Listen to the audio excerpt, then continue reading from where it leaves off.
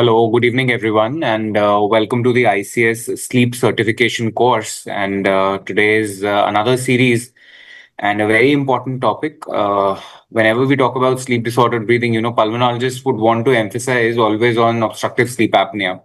There is much more to sleep disordered breathing than obstructive sleep apnea, and people who do a lot of work in sleep would realize that a lot of our practice is actually, centered around other sleep disorders, obesity, hypoventilation, central sleep apneas, mixed sleep apneas, upper airway resistance syndromes, which we are picking up quite often these days. So, rightfully so, we have a very interesting talk today, followed by a panel discussion, as is the general order in these ICS meetings. For the same, I'd like to thank the organizers, Samaria sir, Amita Nene ma'am, and Rajadhar sir, for doing such a stellar job. Hitesh and the technical team support from CIPLA for helping us every time. You guys are great support. And today the pattern would be that we'll have a talk on these lesser recognized but equally important sleep disordered breathing syndromes first, and then we'll have a panel discussion. So we have a stellar panel today, people who are top of their games, and I'll be introducing them as we start the panel discussion. But first we'll have a 20-minute talk by none other than Dr. Mahavir Modi. Mahavir is a senior pulmonologist based out of Pune. He's been associated with the legendary Ruby Hall Clinic for the last 22 years plus. Does a lot of stellar work with allergies. I'm a big fan of what he does with his allergy, and it is always such a pleasure interacting with you, Mahavir. So Mahavir has multiple feathers, laurels to his cap. He has won multiple awards, including the Bharat Ratna Indira Gandhi Gold Medal Award. And he has been trained by Professor Gasparini in interventional pulmonology. He's trained at Italy. So, and then, on top of this, a wonderful person to interact with and a great friend. Mahavir, thank you so much for being a part of this today. And the stage is all yours. We'll introduce the rest of the faculty as we take the panel discussion. We'll take it that time. But all yours, Mahavir, for your talk. Thank you. Thank you so much. Thank you, Dr. Arjun, for those kind words. And thank you, Dr. Amita, Dr. Raja, and Team ICS. So I will just start with the presentation.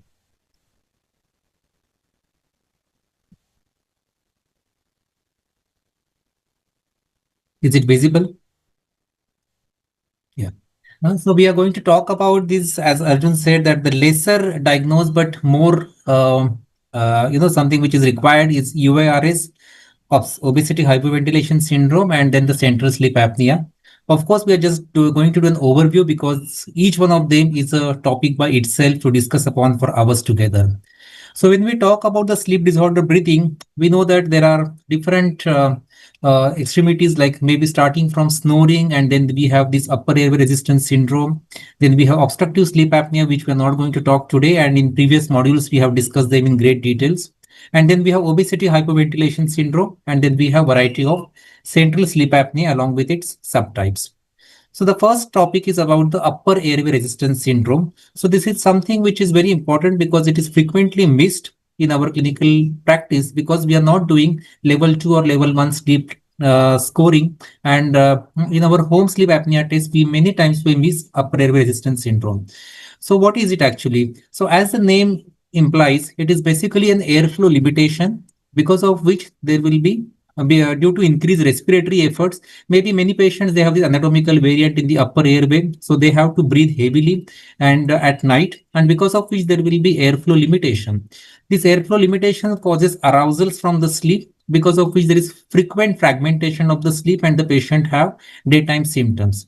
But what is important to know and how do you differentiate it from your sleep apnea is that there are no desaturations involved in upper airway resistance syndrome. So this is also called as RERA, which is respiratory effort related arousals.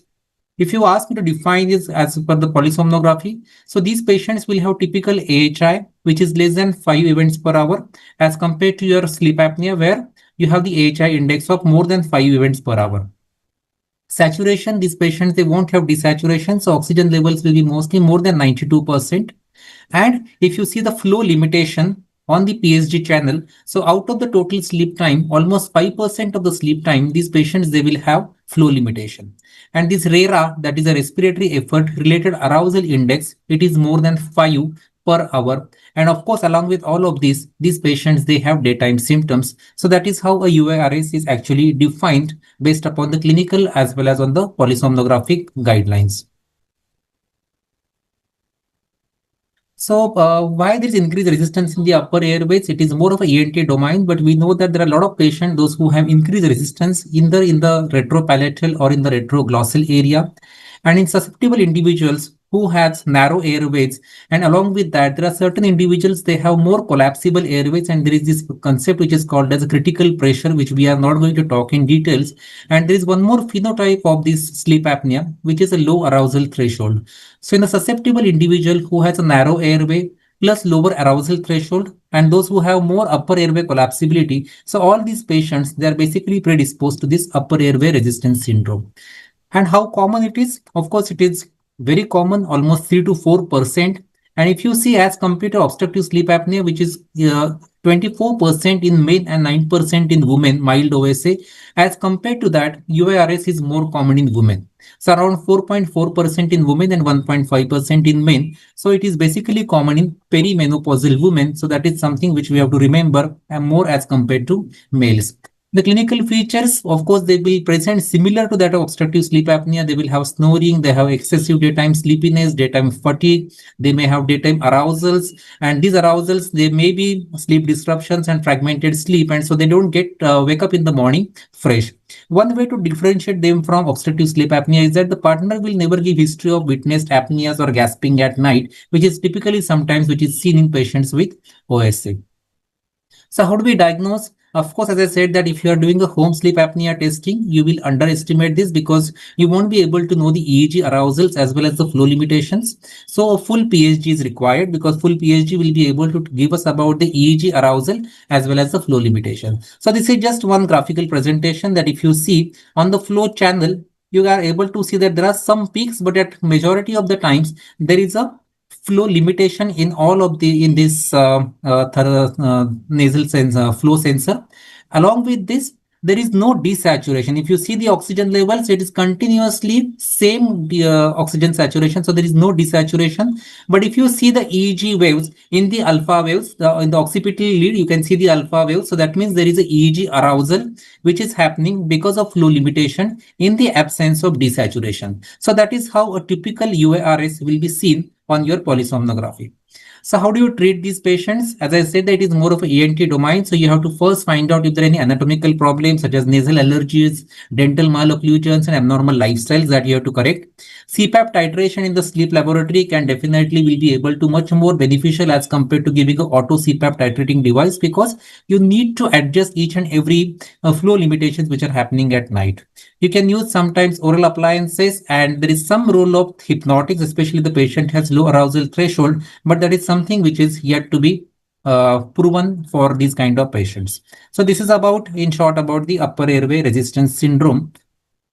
Then we'll move quickly to the next topic, which is our obesity hypoventilation syndrome. So I think as a pulmonologist, this topic is very, very important, because we often come across these kind of patients in our critical care scenario. And that will be the first time when a patient of OHS may be coming to you, and unless you diagnose, these patients will remain undiagnosed. And that's the reason that many of these patients have very, very delayed kind of presentation, delayed kind of diagnosis.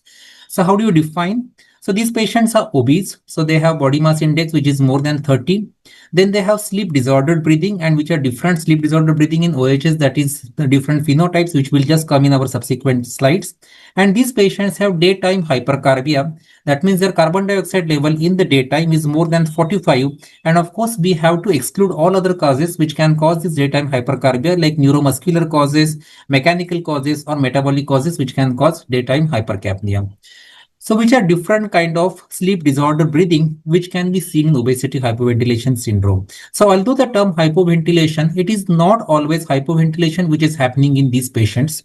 And this has to be very clearly understood that almost 90% of patients with obesity hypoventilation syndrome, they will just have pure obstructive sleep apnea, and they may not have much of hypoventilation. So this is very, very important for us to understand. So these patients will have AHI of more than 5, and almost 70% of these patients, they may have very severe kind of obstructive sleep apnea with AHI of more than 30.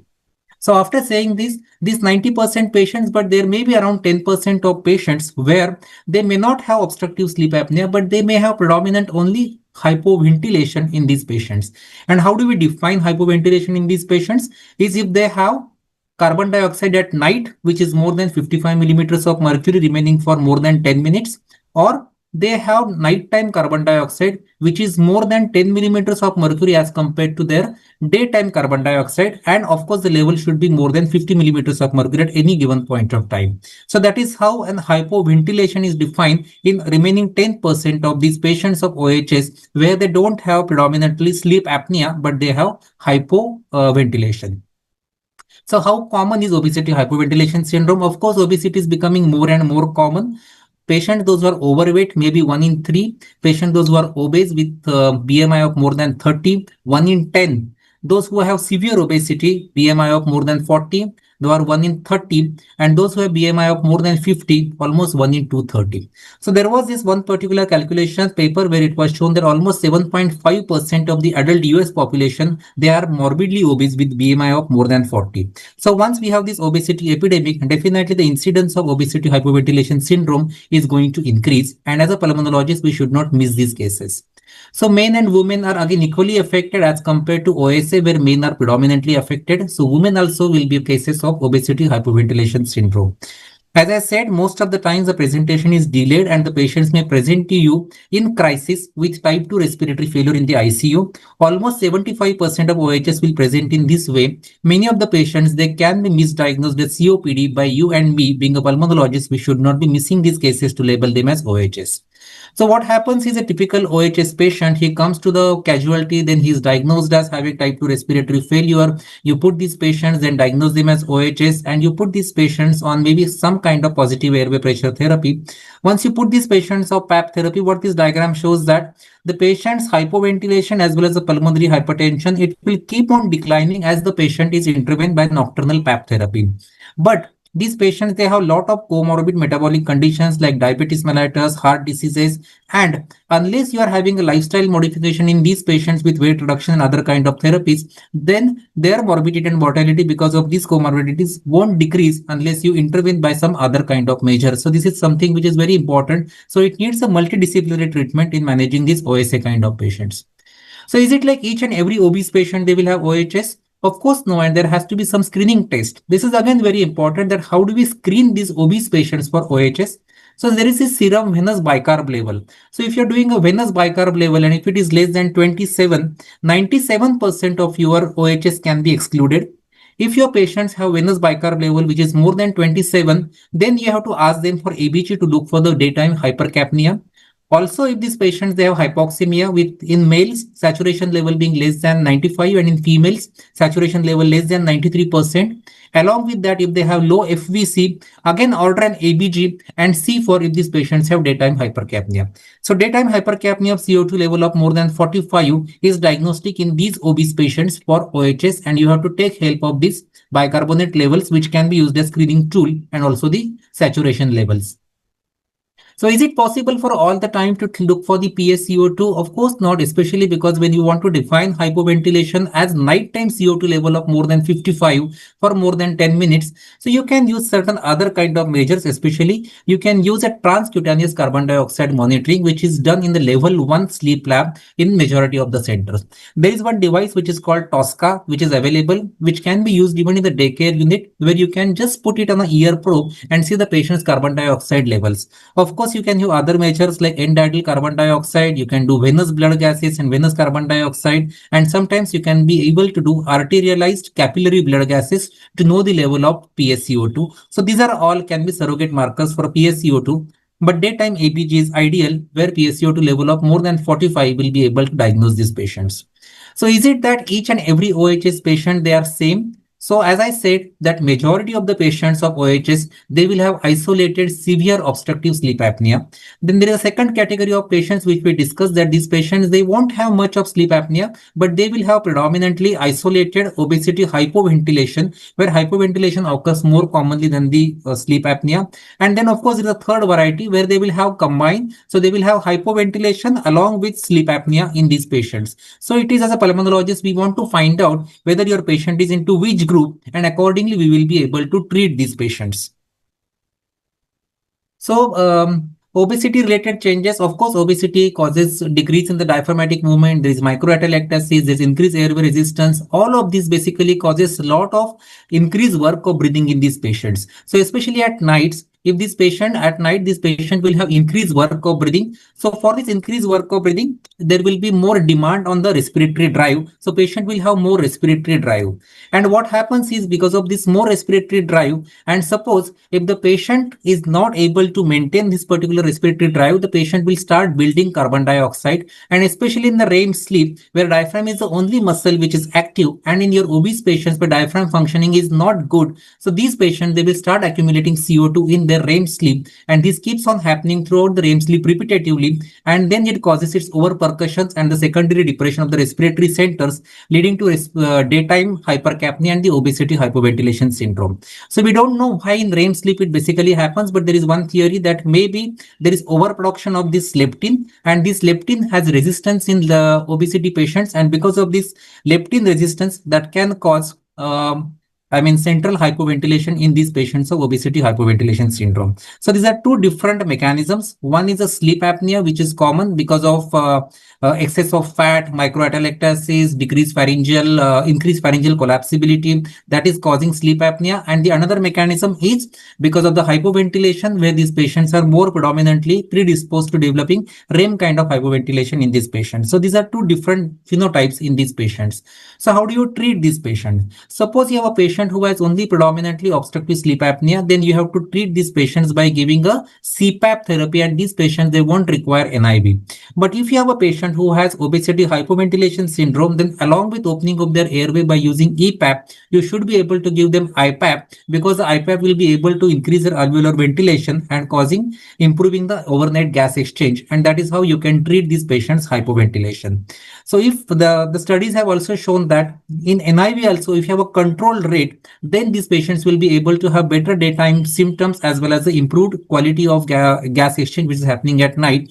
And that's the reason that if you are using NIV in these patients, especially in the hypoventilation category or the mixed category of OHS patients, you should always use a machine which has a backup rate. So backup rate is mandatory for these patients to ventilate for ventilating the hypoventilation patients. So to cut short, if you have obesity hypoventilation syndrome, and if you have their AHI, apnea hypopnea index, which is more than 30, so that means patient has predominantly severe OSA component of OHS or this kind of phenotype, and these patients, they should be given CPAP and not NIV. Okay, and if there is a CPAP failure, then you have to consider giving NIV in these patients. And in the minority of patients of OHS, where the AHI is less than 30, that means they don't have much of sleep apnea, they have more of hypoventilation, and then these patients should be given NIV, and this NIV can also be weaned off after a period of 3 to 6 months. And many of these patients, those who initially require NIV, they can be still managed with your CPAP. So this is the bottom line, that not all patients with OHS, they will require NIV. They can be converted back to CPAP. Always wait up to 6 weeks before immediately shifting the patient to NIV. All your AHI, CO2 as well as the ODI all can improve over 6 weeks of period of time. There is another mode which can be used, and I think we will be discussing more in the panel discussion, that is AVAPs or IVAPs, where you can ensure the adequate tidal volume in all stages and in all positions of the sleep, so that you can give adequate tidal volume so as to improve this patient's gas exchange as well as daytime symptoms in patients with OHS. So this is, I think, something which I can share with all of you, but we won't go in the details of this. And then about the last part of my talk, that is about the central sleep apnea. So central sleep apnea is something which is very important. And although most of our textbooks, they discuss about the obstructive sleep apnea, CSA needs a special mention, especially because the sleep being a subspecialty is developed under the heading of our pulmonology. So what is CSA? There are recurrent episodes of cessation or reduction in the airflow, and they are happening in the absence of respiratory effort. So in obstructive sleep apnea, there will be cessation or reduction in the airflow, but the patient will have continuously respiratory effort. But when there is a centrally respiratory effort is absent, then these patients, they can be labeled as central sleep apnea. Again, it is more common in the males as compared to the other two diseases, UARS and OHS, which are equally common in females. Okay, and this is more common in the older age group. As per the sleep heart health study, OSA was seen in one category of patients was 47%, whereas CSA was only 0.9%. So we should not be giving overemphasis on CSA, but we have to always think that our patients should be treated for OSA component as well.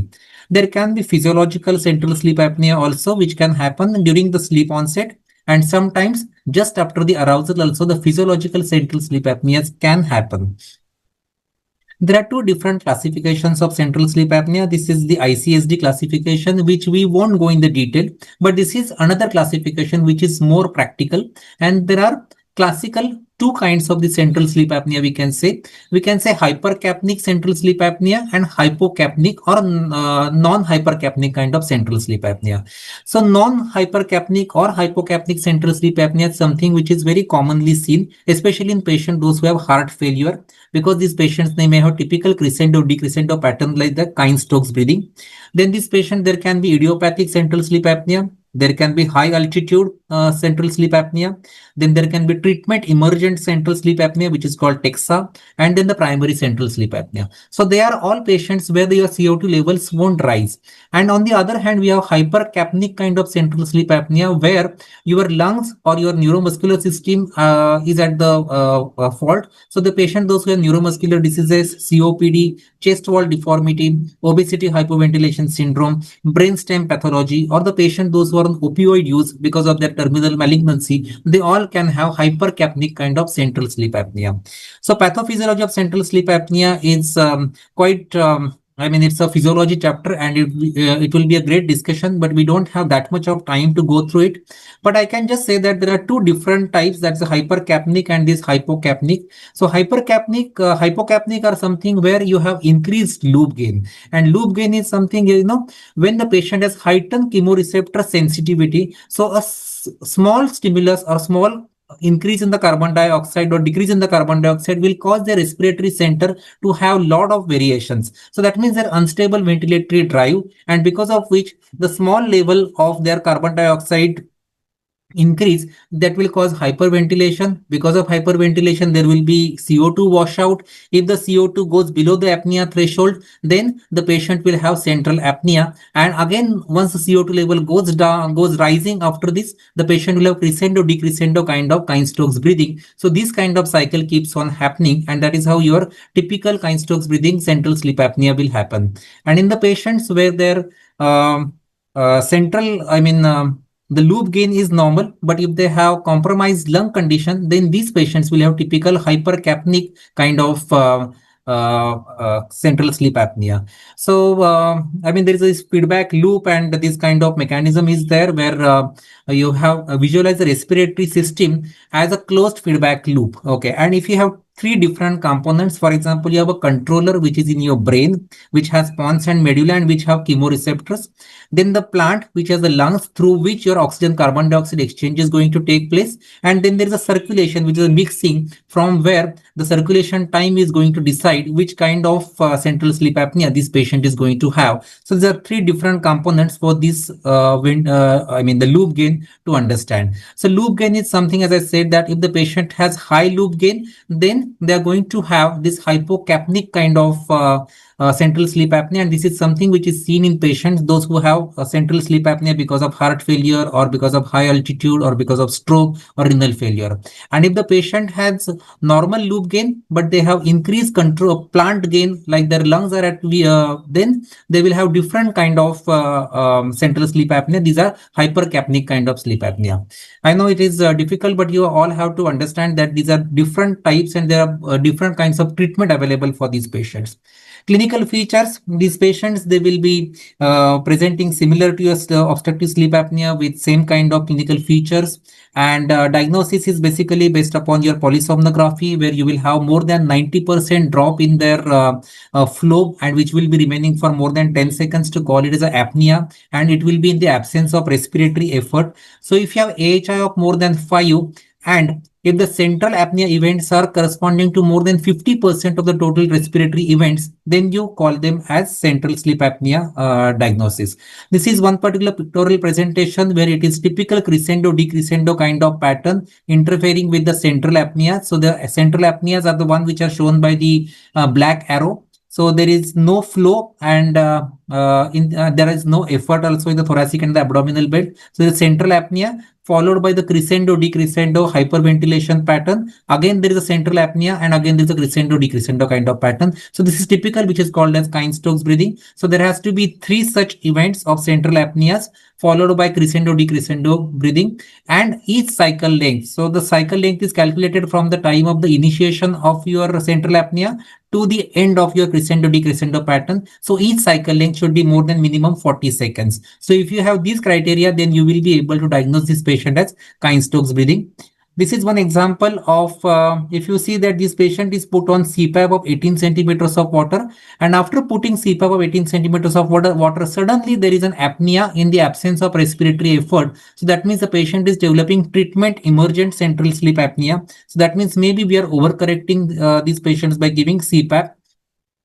This is one more kind of this central sleep apnea, where the patient has multiple central sleep apnea episodes, which are shown by these black arrows. And if you see the other breathing pattern, it is quite chaotic and the irregular rhythm. So this is typically seen in patients, those who have basically maybe a BIORS breathing or random apneas, and these kind of patients. So this is a Kind-Stokes breathing, which is seen in patients with which is called as BIORS breathing. How do you manage central sleep apnea? The management of central sleep apnea is basically depending upon whether it is hypocapnic or hypercapnic. In hypocapnic, you have to treat their underlying cause, for example, heart failure. So to treat the heart failure, you can give diuretic, give ACE inhibitors, beta blockers, maintain the rhythm, those kind of things. If you have a patient who has central sleep apnea because of their increased plant gain, that means their respiratory system is at fault, then you can use BiPAP kind of device, and where you have to have a backup rate also, and then you can use drugs like acetazolamide in these patients. If you have a patient who has basically because of the high loop gain kind of central sleep apnea, then you can use CPAP therapy in these patients. You can use modes like adaptive servoventilation in certain category of patients. Supplemental oxygen also can be used. And if to stabilize the ventilation, you can use transvenous phrenic nerve stimulation, which is available. And we have to find out the cause. For example, if it is because of drugs like opioids or because of ticagrelor, so those kind of drugs needs to be avoided while managing the central sleep apnea patients. So again, in central sleep apnea, many of these patients, they can be just managed with your CPAP, and not everybody will require a higher kind of like ASV or BiPAP kind of device are not required for many of the patients. Just 1 or 2 slides about this new mode of ventilation, which is called adaptive servoventilation. A lot of physicians, pulmonologists, they are jumping on use of this particular ASV mode, but it has to be understood that it is to be contraindicated in patients those who have heart failure with ejection fraction of less than 45%, and we have SERV-HF as well as ADVENT-HF trial. Both the trials have shown more mortality if you use HF ASV mode in patients those who have ejection fraction less than 45%. So if you have a patient with ejection fraction of 45%, you are adequately treating the heart failure. After that, also by using CPAP, if the patient's AHI is not coming down to less than 15, then only you can use this BiPAP ASV. If BiPAP ASV fails, then you can use BiPAP ST mode and then SOS oxygen therapy. On the other hand, if the patient is ejection fraction less than 45%, then never go and use your ASV mode. You can use CPAP. If CPAP fails, then you can use BiPAP ST mode and SOS oxygen therapy. A slide about treatment emergent central sleep apnea, which we discussed, that if the patient is on CPAP and the overuse of CPAP sometimes brings this central sleep apnea into picture, you have to be very patient. just keep on giving them same kind of CPAP for a period of 2 to 8 weeks, and almost 80% of these central sleep apneas will resolve with the use of adequate CPAP. If not, then you can use adaptive servo ventilation again if you have ejection fraction more than 45%. Opioid induced central sleep apnea, you can use BiPAP or you can use ASP or ST mode in these patients. So to summarize, I know I have rushed through some of the slides, but time is a constraint. So we have discussed about UARS as a definition, that these patients won't have desaturation and they will have AHI which is less than 5, but there will be flow limitations and frequent arousals. You have to have a PSG and not home sleep apnea test to diagnose this UARS. There are patients, those who have low arousal threshold and those who have narrow susceptible airways, they will have more chance of developing UARS. Clinical features will be same as compared to OHS, but there won't be frequent apneas or witnessed apneas in these patients. And then we can have surgical as well as non-surgical management, and a fixed CPAP in the laboratory is much more required as compared to auto CPAP, which we normally tend to give in our clinical practice. Then we discussed about the OHS, we discussed about the bicarb level and how do we use the screening test like oxygen levels, bicarb and FVC to diagnose these patients of OHS. We discussed 3 different phenotypes of predominant OSA, predominant hypoventilation and a mixed kind of patients. And then we don't have to jump on to use of the newer modes like AVAPs, because CPAP also can be used in majority of the patients and NIV will be used only in hypoventilating 10% of the patients. We talked about central sleep apnea, different mechanisms, hypercapnic, hypocapnic, not to use ASV if ejection fraction is less than 45%, and then different drugs as well as the treatment emergent central sleep apnea. So all these things have been discussed in great details, but I think in the panel discussion we'll be like to answer this in much more depth. So thank you if I overshot the time. Sorry for the delay, but it was a huge topic. Thank you so much. Thanks, Mahavir. I absolutely understand. These 3 topics in themselves can be an individual talk. Thank you. So thanks for summarizing it so well. We'll take it forward in the discussion. So can I please ask the organizers to put up the slides of the panel, please, so that I can introduce them and we can go ahead with the panel discussion. So Hitesh, if you can please put up the slides of the panel. Yeah. All right. So, as I said before, these 3 topics that we have discussed today, pulmonologists need to understand this more because we do see this as commonly as we see sleep apnea.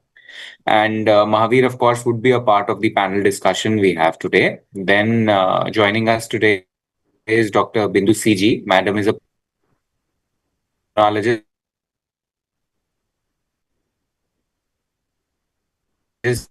and associate professor in pulmonary medicine at the government.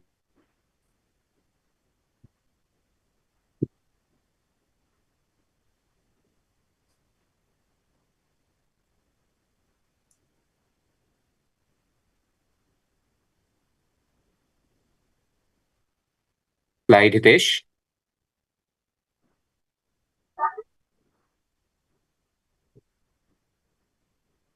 Not able to listen to Arjun. Yeah. Okay. Yeah.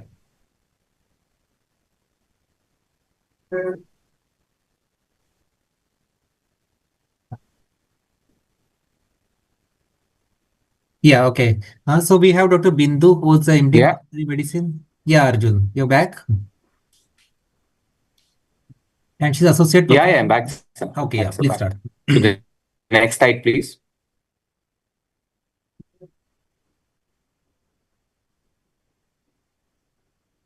So joining us is Dr. Unnati Desai. Dr. Unnati is again a pulmonologist and she's a passer of Mumbai. And she's done her fellowship in interventional pulmonology from Mumbai. Madam is the additional professor and in charge of pulmonary medicine at BYL in TNMC Mumbai. Multiple presentations, multiple fellowships to her credit. Thank you, Unnati ma'am, for being with us here today. Next slide, please. Then we, of course, have Swapnil. Swapnil is a dear friend and Swapnil hails from Pune. Swapnil is attached from KEM Pune. And apart from being a pulmonologist, Swapnil dons multiple hats. He's a biker, drummer, and a guitarist. And always good to interact with you, brother. Thanks for being here with us today. Thanks, Swapnil. And one more, yeah. So yeah, thanks, of course. So the youngest, of course, Prajay from Mumbai. Thank you, Prajay, for being with us here today. And Prajay is, of course, an active member of the Indian Chess Society and is Joint Secretary of the Jogeshwari Medical Association. He is associated with Holy Spirit Hospital, Criticare Asia Hospital, and Bharti Arogya Nidhi Hospital. His areas of interest are asthma, ILD, and interventions. Thank you, Prajay, for being with us here today. All right. So as this is over, I go to the most important part of today's discussion. Before that, I would like to introduce Dr. Arjun. Yeah. Can I have his slide, please? Dr. Arjun needs no introduction, literally. He is like Virat Kohli of pulmonology. He is presently head of the department and senior consultant pulmonary medicine at Amrita School of Medicine, Faridabad. He is a PSR fellow. He worked as an assistant professor at AIIMS, New Delhi. He has been awarded as Global Rising Star in Pulmonary Medicine in 2019 at Lung Health Council Nice, France. He has more than 100 publications, and his areas of interest are severe asthma and airway diseases, pulmonary rehab, and end-of-life care and palliation. Thank you. Thanks. Thank you. So going to the discussion, we've already started getting a lot of questions, and I'll try to summarize it, as succinctly as possible. So I request the panelists to be brief with their answers. So I'll start with Bindu, ma'am. Ma'am, upper airway resistance syndrome. Mahavir very rightly said that mostly, ENT kind of a domain, but as pulmonologists, we do see it every now and then. So what are your, pickup points for upper airway resistance syndrome? What age group should we be suspecting it? And how should we suspect it at all? Thank you so much. ICS and Dr. Arjun. It's a sleep-related breathing disorder where during sleep, there is increased resistance to the airflow and whereby you have a disturbed sleep and as a result, you have daytime symptoms. But here what is very prominent is the RARAS, that is the respiratory effort related arousals, which are seen. And it's a mild form of OSA, but here you don't see apneas as such. You don't see apneas, you don't see desaturation also much. So there are a few definitions which are coming in. That is, one of the American Sleep Disorder Association has come up with a definition where the apnea HI index is less than 5 per hour and RARAS more than 10 seconds or arousal index more than 10 per hour. Another one is by definition, which is where the RARAS are seen in polysomnography, which is associated with daytime symptoms. And the 4 criteria that are given us: AHI less than 5, the saturation is more than 92, and the presence of airflow limitation during sleep more than 5% of the total sleep time, with daytime symptoms of fatigue or increased sleep. And now coming to the second part, it is seen in adults mainly, but it is not picked up. The symptoms are mild, so it is usually not picked up. So the prevalence is probably more. And the prevalence which is seen in epidemiological studies it's seen more in females, 4.4%, and in males it's around 1.5%. And an epidemiological, Sao Paulo epidemiological study, an interesting study actually, it was done in children with attention deficit hyperreactivity disorder. And those children, when this polysomnography was done, it picked up upper airway resistance syndrome in around 50% of the children. And when they were given treatment and surgical correction was done, the symptoms of attention deficit hyperreactivity syndrome disorder came down. So it may manifest in a different way, like in the adults, it may manifest hypersomnia, etc. So it needs to be picked up more, and the incidence or the prevalence rate is usually around 10 to 15%. And in those with snoring, in patients who have undergone polysomnography, 10.5 is the prevalence of upper airway respiratory syndrome. So it is common, but we do need to pick it up more. All right. Thanks for that. So, Swapnil ma'am has tried to sum up, the epidemiology of it. When do you suspect it? Does it sound like someone who has symptoms of sleep apnea, but you do a sleep study and the criteria of sleep apnea are not being met? Is that what upper airway resistance syndrome is? When should a pulmonologist suspect it in the OPD? What are the clinical features that should point towards it? Yes, sure. So the symptoms and the clinical features are quite similar to that of OSA. It is as but Madam said and Mahavir sir said, it is more common in females and lean and thin individuals as compared to OSA, which is commonly seen with male adults who are obese. Symptoms are quite similar to that of OSA. That is, patient will have excessive daytime sleepiness, fatigue despite of normal sleep duration. Insomnia or sleep maintenance difficulty is one thing which might arouse the suspicion of this UARS. Morning headaches, then cognitive issues like disturbances, frequent awakenings, non-restorative sleeps are some features which are seen with UARS. It lies on the spectrum between primary snoring and obstructive sleep apnea.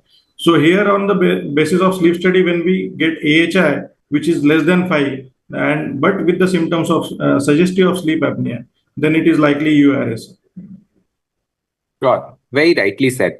And talking more about the pathophysiology, Unnati ma'am, so why is it more common in thin and lean individuals, more common in females? What sets it apart from the classical sleep apnea that we see in the obese people? So what's the pathophysiology behind upper airway resistance syndrome? Okay, so as we know, as the name suggests, it is a resistant upper airway. It's an upper airway resistance syndrome. So there are multiple factors which gives rise to this resistance in the upper airway. These factors could be, structural, anatomical factors. These factors could be, neurological factors. These factors could be hormonal factors, which just give rise to a upper airway, which is resistant and which causes which causes an increased airflow limitation and the arousals. That's simply put it. It's also known as a variant of OSA. Absolutely, ma'am. So nicely put, and you've summed up that so well. Any hormonal link there? Why do we see it more commonly in females, and that too in lean females? Is there any connection with hormones there, or why is it so common in females? Correct. So the female hormones basically have a linkage associated with these, your UARS. Sure. And it is, it's one of the most difficult sleep disorders to treat because these females typically would not be tolerant to the CPAP device.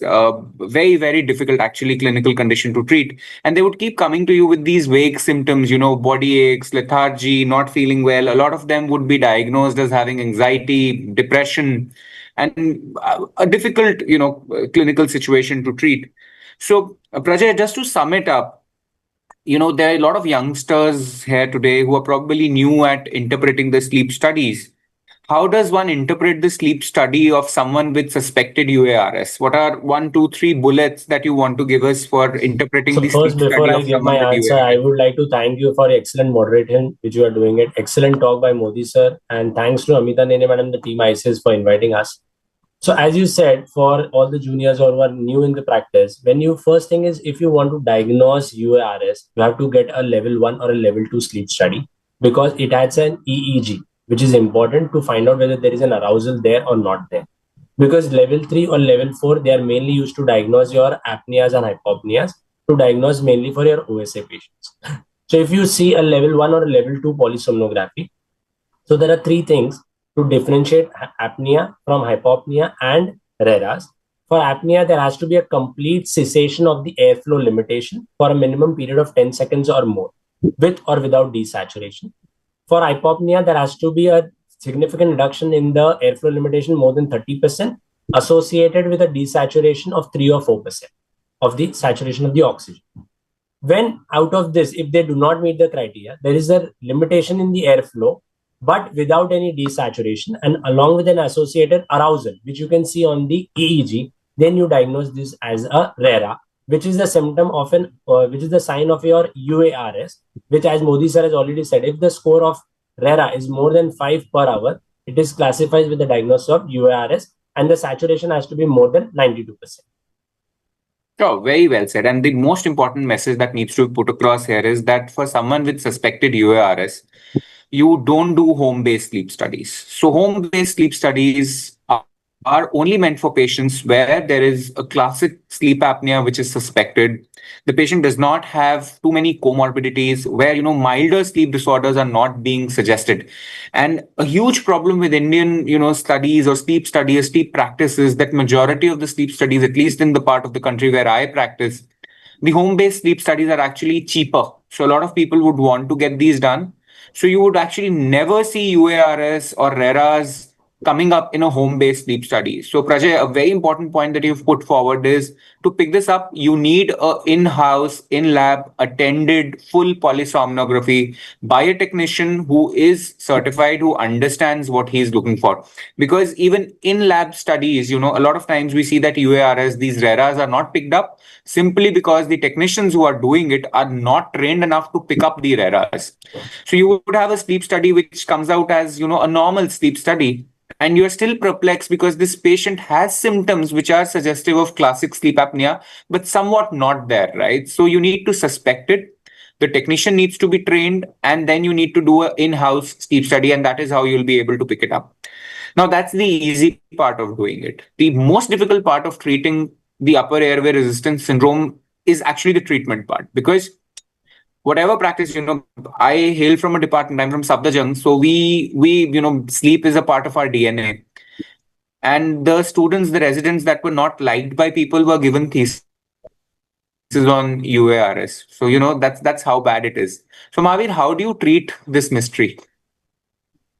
Yeah, so actually, majority of these patients, they will have, as I said, that it's a more of a ENT domain. So many of these patients, they may have some nasal allergies, or they may have deviated nasal septum, or there may be some upper airway disorder, which is actually causing more narrowing of the airways, and that is the reason that they will have increased resistance to go through, for the air to go through.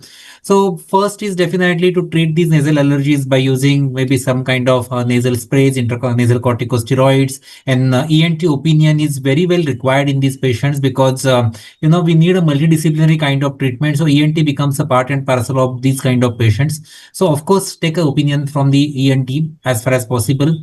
Lifestyle modification, weight loss, so those therapies also definitely help, because that will again increase their space inside. There are some category of patients, those who have maybe mild OSA, or they may have UARS. So these patients, they can be managed with a mandibular advancement kind of device. So these are the devices which can just have the jaw getting pushed forward, your tongue getting pushed forward, and that will create some space behind in the retropalatal area, in the retroglossal area, and that is how these patients, they can be treated with. And there are a lot of companies nowadays, where you can have these customized, as well as some kind of devices are available, and these can be adjusted around 0.5 millimeters. Lower jaw can be moved forward as compared to the upper jaw, and it can increase the space. Even the position therapy asks the patient to lie down on the one side as much as possible. So those kind of therapies also can be used. And of course, if the patient is have anatomical factors, they are corrected, and still the patient is symptomatic, then CPAP remains the treatment in these patients. And again, in these patients, because we want to know how much the flow limitation has been abolished by your CPAP, so these patients should be having a CPAP titration, which should be done in the sleep laboratory. So there only will be able to come to know, because AHI is not going to give us an answer, because AHI is going to be normal in these patients. So a CPAP can be used in these patients, but my choice in majority of the patients will be to take an opinion from a ENT colleague and then treat them as much as possible, because many of these patients, they may be, younger age groups, lean and thin females. So those patients, they are not very well compliant with their CPAP immediately. Sure, that's very well taken. But Mavi, the problem is finding an ENT surgeon in India who does all this, because majority of the ENT surgeons are not interested in this. Mandibular advancement devices in India are a huge failure, because they need to be really, made according to the dimensions, the anatomy of a particular patient. And the issue is, there is no one in India who does that. There are a few centers I know in Mumbai who work with that, but it is out of reach of majority of the people.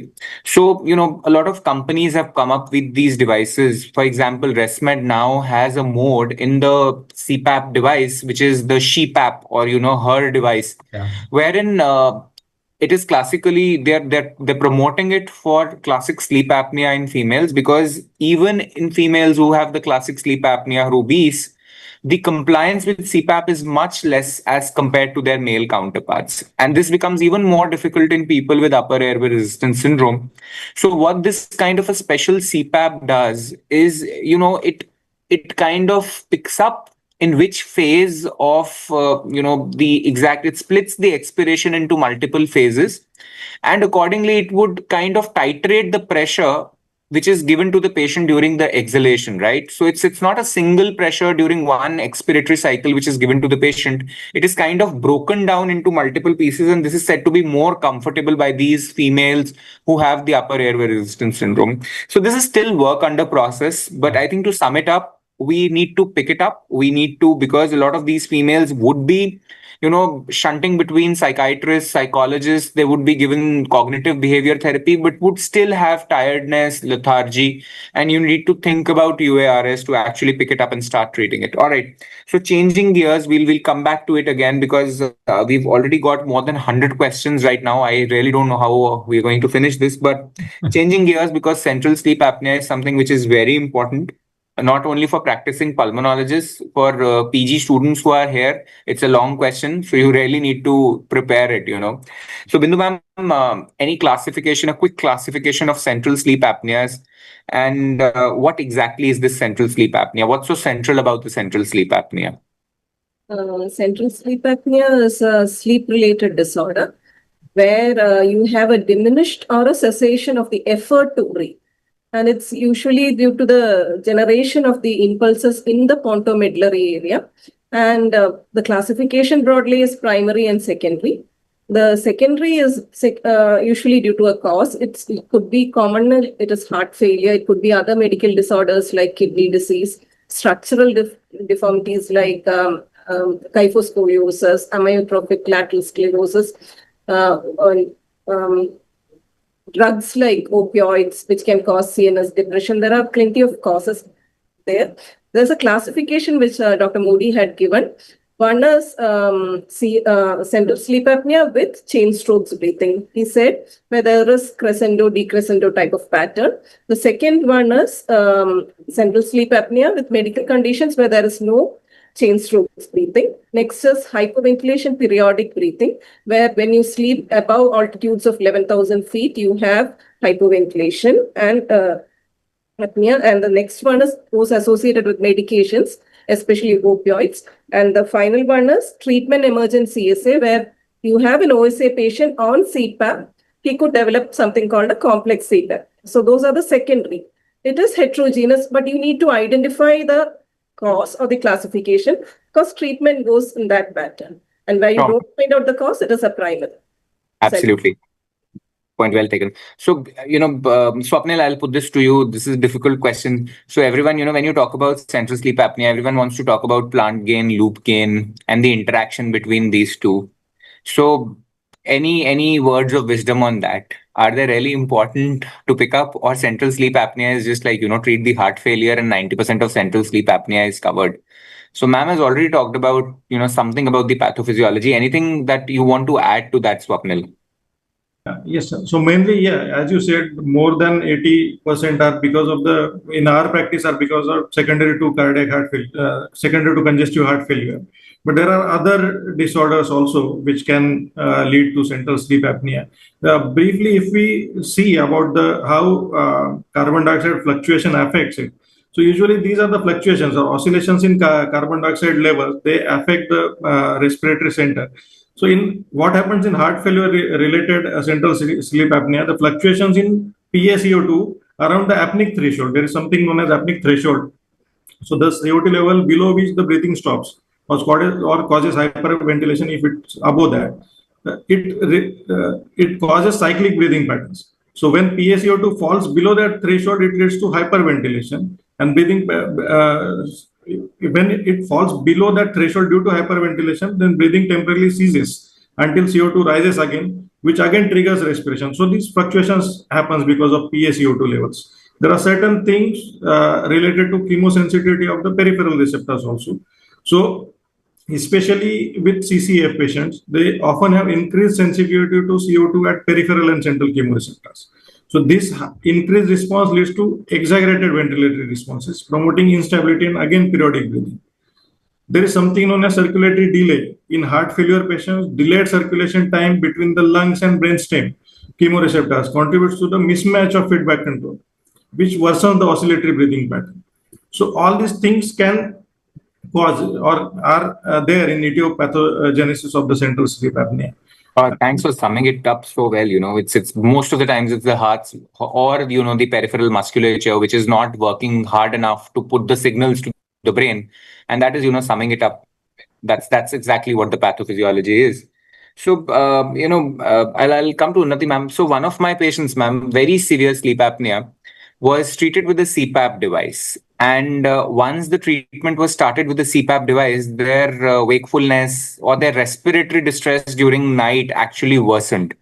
And when we repeated the sleep study, we saw that after starting the CPAP, the patient actually now has got a lot of central sleep apneas. So why has the CPAP precipitated these central sleep apneas? What is this term, treatment emergent sleep apnea, central sleep apnea, and what should we do about it? So treatment emergent central sleep apneas has been, as you said, in the ICSD third classification, the text revision, which has come in 2023, has said that you have a patient whom you are treating for an obstructive sleep apnea. You treat the patient and you see either treatment emergent or treatment worsening central sleep apneas, an AHI more than 5 for the CSA, central sleep apnea, and these should be the predominant or more than 50% of the apneas on your titrate or the CPAP titration PSG. Now, they have added in 2023 that your patient should be symptomatic also. Symptoms in the form of sleepiness, symptoms in the form of, unrefreshed sleep or, waking up in between. Initiation or maintenance of sleep is an issue. You wake up with witness apnea. So all sleep related symptoms. Okay. So if you have at least one symptom and if you have a CSA or a therapy emergent central sleep apnea, then this is treatment emergent sleep apnea. The most important thing to do in 80% of the patients is to wait and watch. However, some of them, 20% of them they will have symptoms. They will not be, compliant to PAP therapy or CPAP therapy, and then adaptive servo ventilation and other modalities may be tried. Sure, ma'am. And also, a very important point for the PGs here is once in DNB respiratory medicine, a long question came, which was mixed apneas. And people did not know what mixed apneas was. So mixed apnea is the other name of treatment emergent sleep apneas. So if you get that, please don't write a fancy answer. It's just treatment emergent sleep apneas, right? So I'll come to Prajay. So, one of the reasons of central sleep apnea is, of course, heart failure. And that is what 80-70% of all the sleep apneas that we see. But then, you have these fancy terms like the Ondine's curse, or wherein there is a central chemoreceptor hyposensitivity. Do we ever see this in clinical practice? And your thoughts on that, Prajay? So this Ondine's curse is actually as a myth word which is used. It's used in Germany. It's used because of it was a curse given to his unfaithful husband that he should not be able to sleep in the night. And I would say when asleep. Why? No, it was a wife unfaithful of the husband. Come on, man, it was the wife. The curse was given by the wife to the husband. So in this, and I would say I was lucky to see this first child who came to our department, in the NAR department, and I'm very thankful to my senior madam, Dr. Joshi madam, who was the HOD that time. We had seen this case of Ondine's curse. So she was a young girl, roughly around 5 years, and she came with a complaint that she was not able to sleep in the night. So the problem, this Ondine's curse is nothing but it's called congenital central hypoventilation syndrome. What we are saying that CSA, that's central sleep apnea. It's actually the hypoventilation variety, what Modi sir was telling, that hypercapnic variety, but it is since birth and is a very rare genetic disorder. There is a gene which has been found out that is called the phobiobox gene, which produces a protein, FOX2B, is a transcriptor factor. And the main problem is there is a not proper development of the autonomic central nervous system, which regulates the brain activity for the breathing part. And because of which they are not able to breathe in the night, because there is a poor perception of the brain for the changes in the carbon dioxide levels in the body. Sure. So this is something that you would see, every now and then, and especially, if you work with legends like Professor Joshi, you would see them more often. She was my fellowship examiner, and I still, get tachycardia listening to that name. Much love to ma'am. So coming back to Bindu ma'am. So ma'am, how does one start the treatment of a central sleep apnea? It is just Lasix and CPAP, or is there more science to it? Yes, treatment need to be individualized because it's a heterogeneous condition where different etiologies contribute to the central sleep apnea. One thing you can easily do is lifestyle modification, which includes avoiding alcohol, take a proper drug history, avoid sedatives, drugs which tend to suppress your central nervous system, healthy sleeping habits, those need to be, and of course, maintaining the body weight. So that is a lifestyle adjustment. And the commonest cause, as we have all been saying, it's cardiac failure. So treatment of cardiac failure. And then, of course, the treatment is CPAP. You need to give a positive airway pressure. And in the patients who have hypercapnia, bilevel BiPAP can be given. And ASV is also a mode of ventilation which can be given. Supplemental oxygen therapy is next, especially in those with high altitude periodic central sleep apnea. A novel therapy has come up, phrenic nerve stimulation. I think it will be discussed. And medications, 2 drugs have been said. Acetazolamide induces metabolic acidosis, which will stimulate the respiratory center. And theophylline also is said to be a respiratory, helps in stimulating the respiratory center. So those are the things which is being said. Absolutely. So the crux would be, increasing or decreasing the time that the blood takes to go to the brain.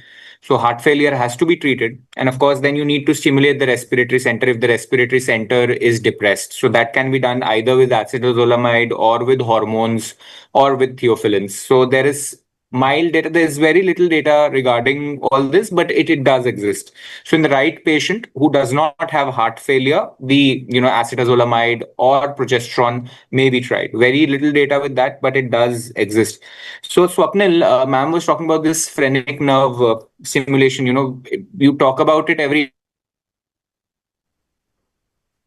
Can't hear you. Now and then, but no one knows where this is. It does exist, but my question to you is, where does it exist? Where is it? Frankly speaking, I have never seen or never used it. So I just know that it is not very recent one, but approved some 8-9 years back. It is an implantable phrenic nerve stimulation device. It is usually placed transvenously. It stimulates phrenic nerve, leading to diaphragm contraction and regular breathing during the sleep. It actually detects the respiratory signals via its thoracic leads, which are placed near the phrenic nerve, and it stimulates to restore normal respiratory rhythm. It works independently. Unlike CPAP and BiPAP, it works independently of the patient's respiratory effort. It's particularly used in central sleep apneas in patients with heart failure who usually do not respond to CPAP or which are intolerant to CPAP. In such cases, it can be used. Obviously, not a first. So it is. Yeah, it's available. So I know of a patient, young army general who met an accident, and the cervical spine and the cervical vertebra had gone for a toss. And this guy was dependent on a tracheostomy for his breathing, and he was on the T modes all the time for his breathing. So in this patient, out of compassion, someone got it from the US. So the device would cost somewhere between 28-30 lakhs. And the system that is required to run it was actually not available at that time. But because of the compassionate grounds, and we got it for this guy, but very difficult to get your hands on this. But for the postgraduates, the younger people who are here who will be giving their exams, this somehow is a favorite question, though no one has seen it, but you will be asked about it, right? So prepare that. So another favorite question, another favorite topic that no one has ever seen in life, but everyone talks about is adaptive servo ventilation. And everyone, talks about ASV as if that is their best friend. No one has ever seen it. So Unnati ma'am, what is this ASV? Where is this available? And when should a pulmonologist be using it for central sleep apnea, if at all? So adaptive servo ventilation, simply put, is a form of a ventilation or a closed loop breathing. So basically you are cycling. It's like a ventilator which is flow, or what do you say, a volume cycled with a preset pressure. So you have a PAP, and with that you are giving a breath. Now, exactly how it works is basically in the CSA, it is said that you have a hypoventilation followed by hyperventilation. So a preset pressure will help you with your, whatever the PAP therapy. However, whenever there is a hypoventilation followed by hyperventilation, this cycle is cut by giving, as soon as the machine understands that there is a hypoventilation in the background, it's like an apnea that it understands, and it will help you give a volume cycled or a flow cycled breath, and this will prevent hypoventilation, and this will prevent your episodes of hypo and hyperventilation. Frankly speaking, even I have not used AVS device, though they are available in the market. None of us have, but we need to. Yeah, so it's always been there, but we don't know what to do about it, and that's correct, and that's what the data also shows. So, Mahavir, to diagnose a central sleep apnea, does one always need a sleep study? Is there a way out? Can you diagnose or can you label a central sleep apnea without doing a sleep study? And for this, do you need a in-lab titrated sleep study, or a home sleep study would be okay for it? Yeah, so it's a good question, basically, because it all depends upon the kind of sleep study what you're doing. I mean, your lead placement and your technician needs to be very well trained. But basically, central sleep apnea, one has to suspect, because most of the central sleep apnea, what we see in our clinical practice, are those which are related in your heart failure patients. So if you have a patient who's having heart failure, or then maybe a post-stroke patient, maybe 2 to 3 weeks after stroke, and then it may remain there for maybe 4 to 6 weeks more, and then they can respond spontaneously. Or you have a patient who's chronically on hemodialysis, so those kind of patients. So basically you have to suspect, and sometimes patients, those who have gone to high altitude, or those patients, especially we have chemotherapy patients where we keep on giving them opioids and we don't remember, or we don't realize that they are the patient, those who are becoming drowsy, dull in the daytime because of central sleep apneas which are happening because of their opioids. So those kind of drug history is also very, very important. Or if you have a patient, those who have underlying neuromuscular disorder, like recently I had a patient of ALS, and then she was not able to sleep at night, was having a lot of daytime drowsiness. So those kind of patients are obesity hypoventilation patient. So those patients, those who can develop central sleep apnea, of course you need not level 1 sleep test for all of them. Maybe even in your level 2 and level 3 also you will be able to, because you basically just want to know that there is cessation of flow and there is no respiratory effort. So even your level 2 as well as level 3 study will be able to diagnose this kind of central sleep apnea. So to diagnose them, I think the AHI should be more than 5, and out of your total respiratory events, more than 50% should be having central sleep apnea component. And another important component is then to diagnose if they have this crescendo decrescendo kind of pattern, like what we see in typical in CSA, CSB. So over there you will need, I think, a good kind of sleep lab to diagnose these kind of patients. And especially if you have a patient who has hypoventilation and you want to know their transcutaneous CO2 level throughout night, then you will need a level 1 kind of. So you can diagnose CSA on your level 2, level 3, but you to know the etiology exactly, and if your clinical picture is not clear, then you will need a level 1 sleep study in these patients. Very well said. And another point there always is that, home-based sleep studies for patients with suspected sleep apnea, obstructive sleep apnea only, patients who do not have fulminant or overt heart failure, other comorbidities which are uncontrolled, these patients should not be subjected to a home-based sleep study, simply because when you start titrating these patients with CPAP, these patients go into REM sleep, because they've not been going into REM for a long time, because they've always been awake because of their sleep apnea, central or obstructive. They go into very deep REM sleep, and this leads to CPAP induced, deep REM, which leads to hypoventilation and decrease in their oxygen saturation further. So, you don't want an accident with a sleep technician at home wherein a CPAP has been given to a patient and at 4 a.m. the patient stops breathing. So any patient with suspected sleep apnea, which is non-obstructive, where there are a lot of comorbidities, the important message to give to the postgraduates here today is that ideally it should be a in-lab, attended study always, right? Because you might land up in soup sometimes. So it's changing gears again from central sleep apnea. We'll come back to it. But obesity, hypoventilation, Prajay, is something that as pulmonologists, we should never miss out. It is something that we very often see. What are the diagnostic criteria for picking up obesity hypoventilation syndrome? And is a sleep study always required to pick up obesity hypoventilation syndrome? For obesity hypoventilation syndrome, the diagnostic criteria are very clear. The BMI has to be more than equal to 30 kilogram per meter square. The daytime carbon dioxide level, the partial pressure of carbon dioxide has to be more than 45. And there should be no other cause to cause the rise in PCO. Like a person should not have any airway disease or neuromuscular diseases, COPD, asthma. And the third, as you said, why the sleep study is important. The sleep study is important because there are different types within the subtypes within the OHS, which as Modi sir was telling, as 90% of the patients have an OSA and some patients have hypoventilation, which you will be able to diagnose or identify only on the basis of the sleep study, depending on their flow limitations and the desaturations, which will help in further differentiating the treatment parts. Because if a patient has predominantly OSA component, then these patients are very well going to be managed and responding to your CPAP. And the other kind of a patient might need a BiPAP or an NIV.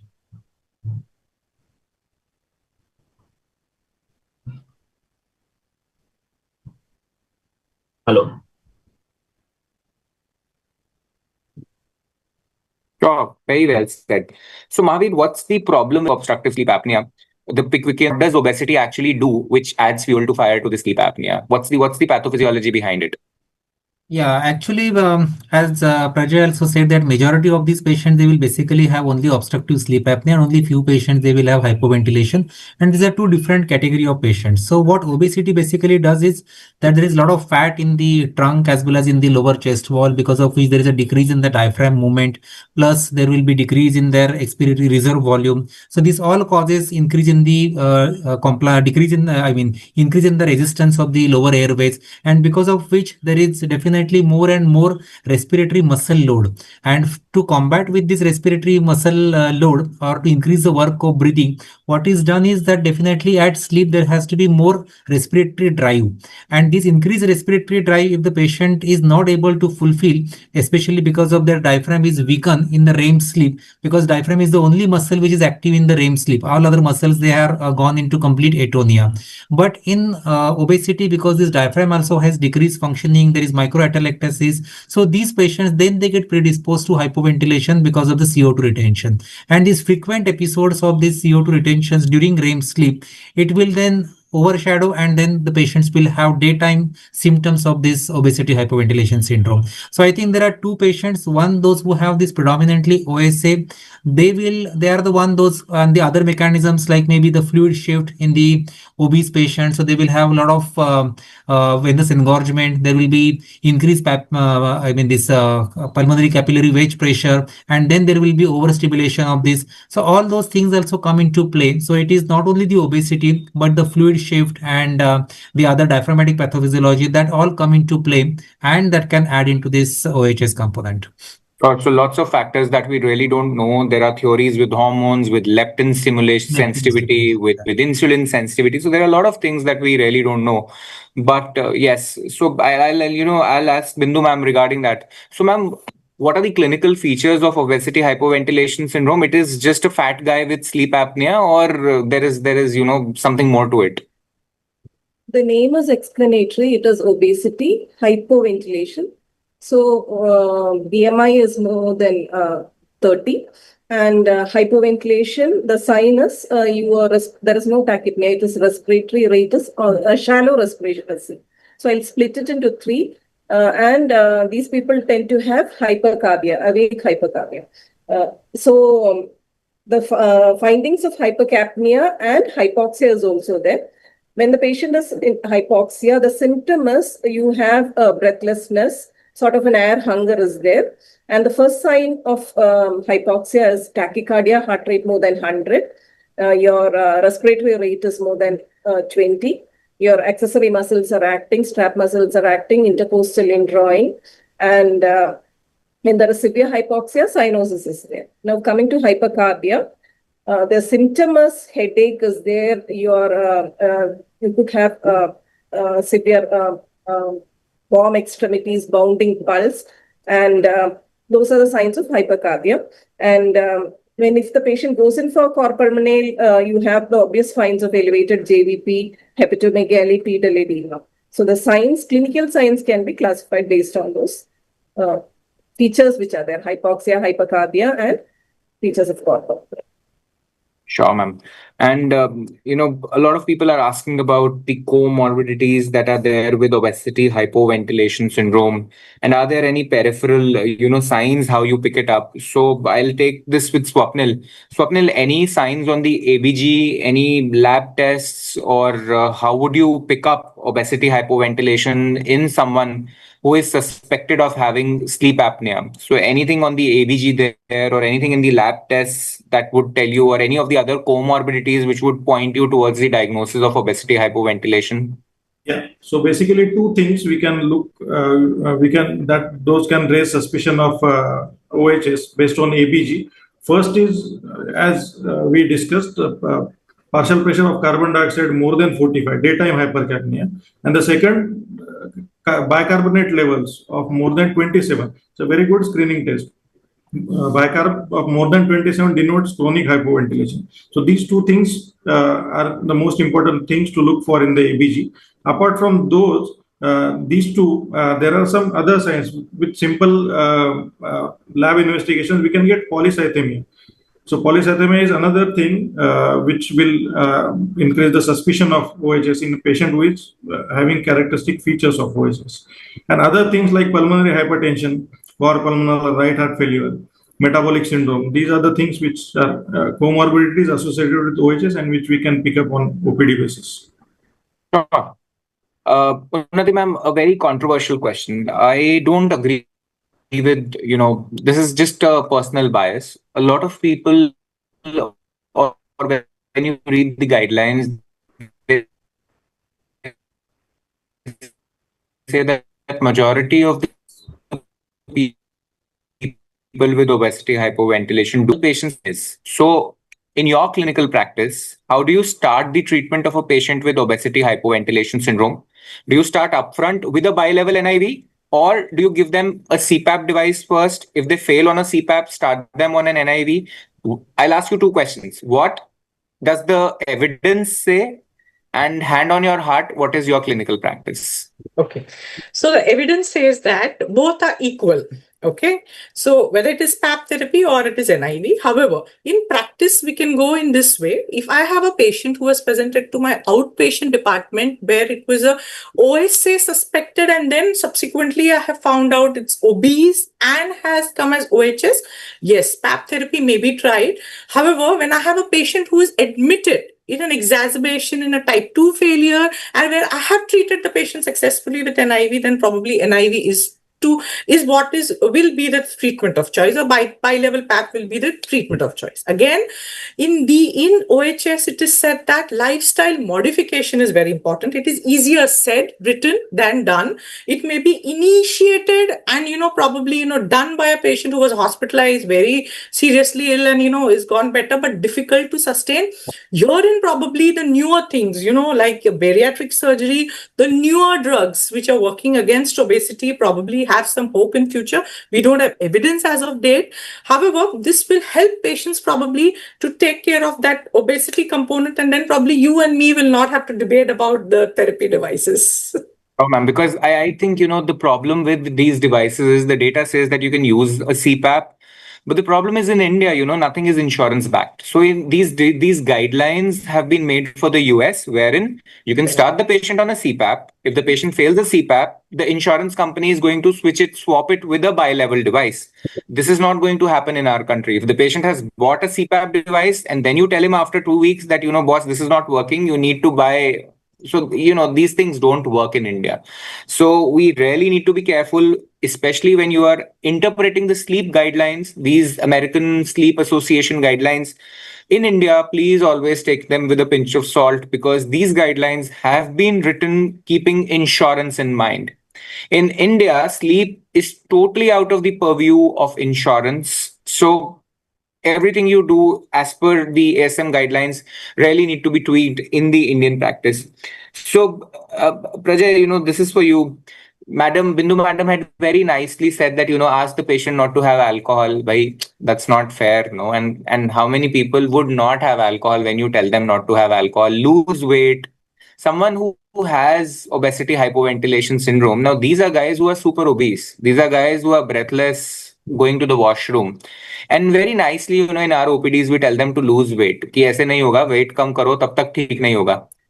So how do they lose weight? What are these non-pharmacological devices? Unnati ma'am has already said that we don't have a lot of data right now on drugs like semaglutide or the newer ones, the GLP analogs that are coming up.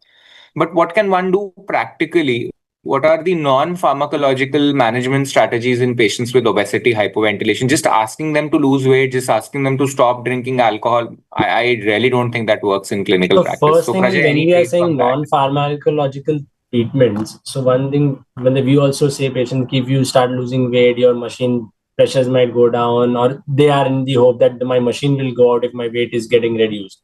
But now I just want to pinpoint certain things. It's like when we are saying OHS, it needs a multidisciplinary approach, because OHS is not just a sleep-related breathing disorder. It is also sometimes associated with metabolic syndrome. Person has diabetes, person has blood pressure. So when we are saying about the non-pharmacological part, it will not only take care of OHS, but it will also take care of the other comorbidities. It will help in proper control of your sugars, proper control of your blood pressure. Weight loss will help not for completely eradicate your OHS, but it will help in as a supplementary or as an adjunctive therapy. It will might be helping in reducing the pressures. Because when you start using the CPAP machines, what you have to tell your patient that first you start using this machine, because with that their daytime fatigue, their daytime somnolence will get decreased, and their ability to exercise will increase. And this is how we can able to reduce the weight loss. And regarding, as you said about the alcohol, see, you cannot completely tell them to stop completely. Once in a blue moon they might have it, I would say, but we have to tell them that these are the things which can trigger or which can exaggerate your obstructive sleep apnea and OHS, and there are high chances that time you might go into much more respiratory depression. So when you give them the scientific reason for it, then they know how much amount of alcohol they have to take. You cannot completely stop. At least a small quarter might not cause them that much respiratory depression.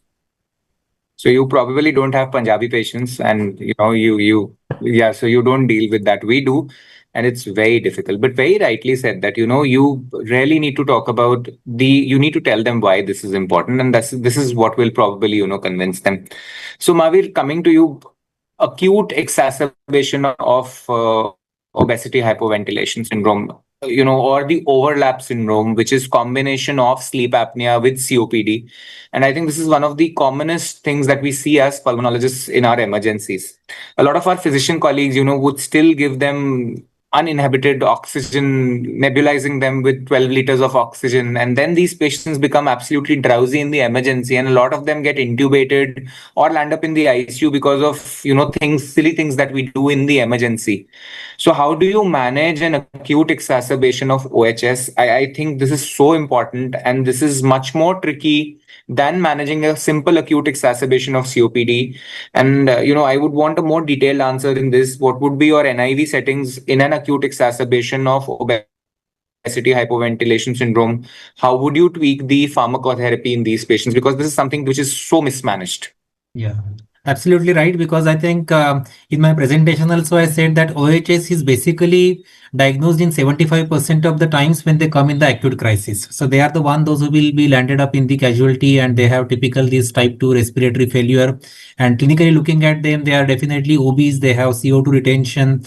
And most of the times, we have to basically manage these patients, as you said, that not with very high oxygen, but a controlled oxygen therapy. And the NIV is something which is very important in this category of patients, because you have to treat their hypoventilation and not the plain CPAP.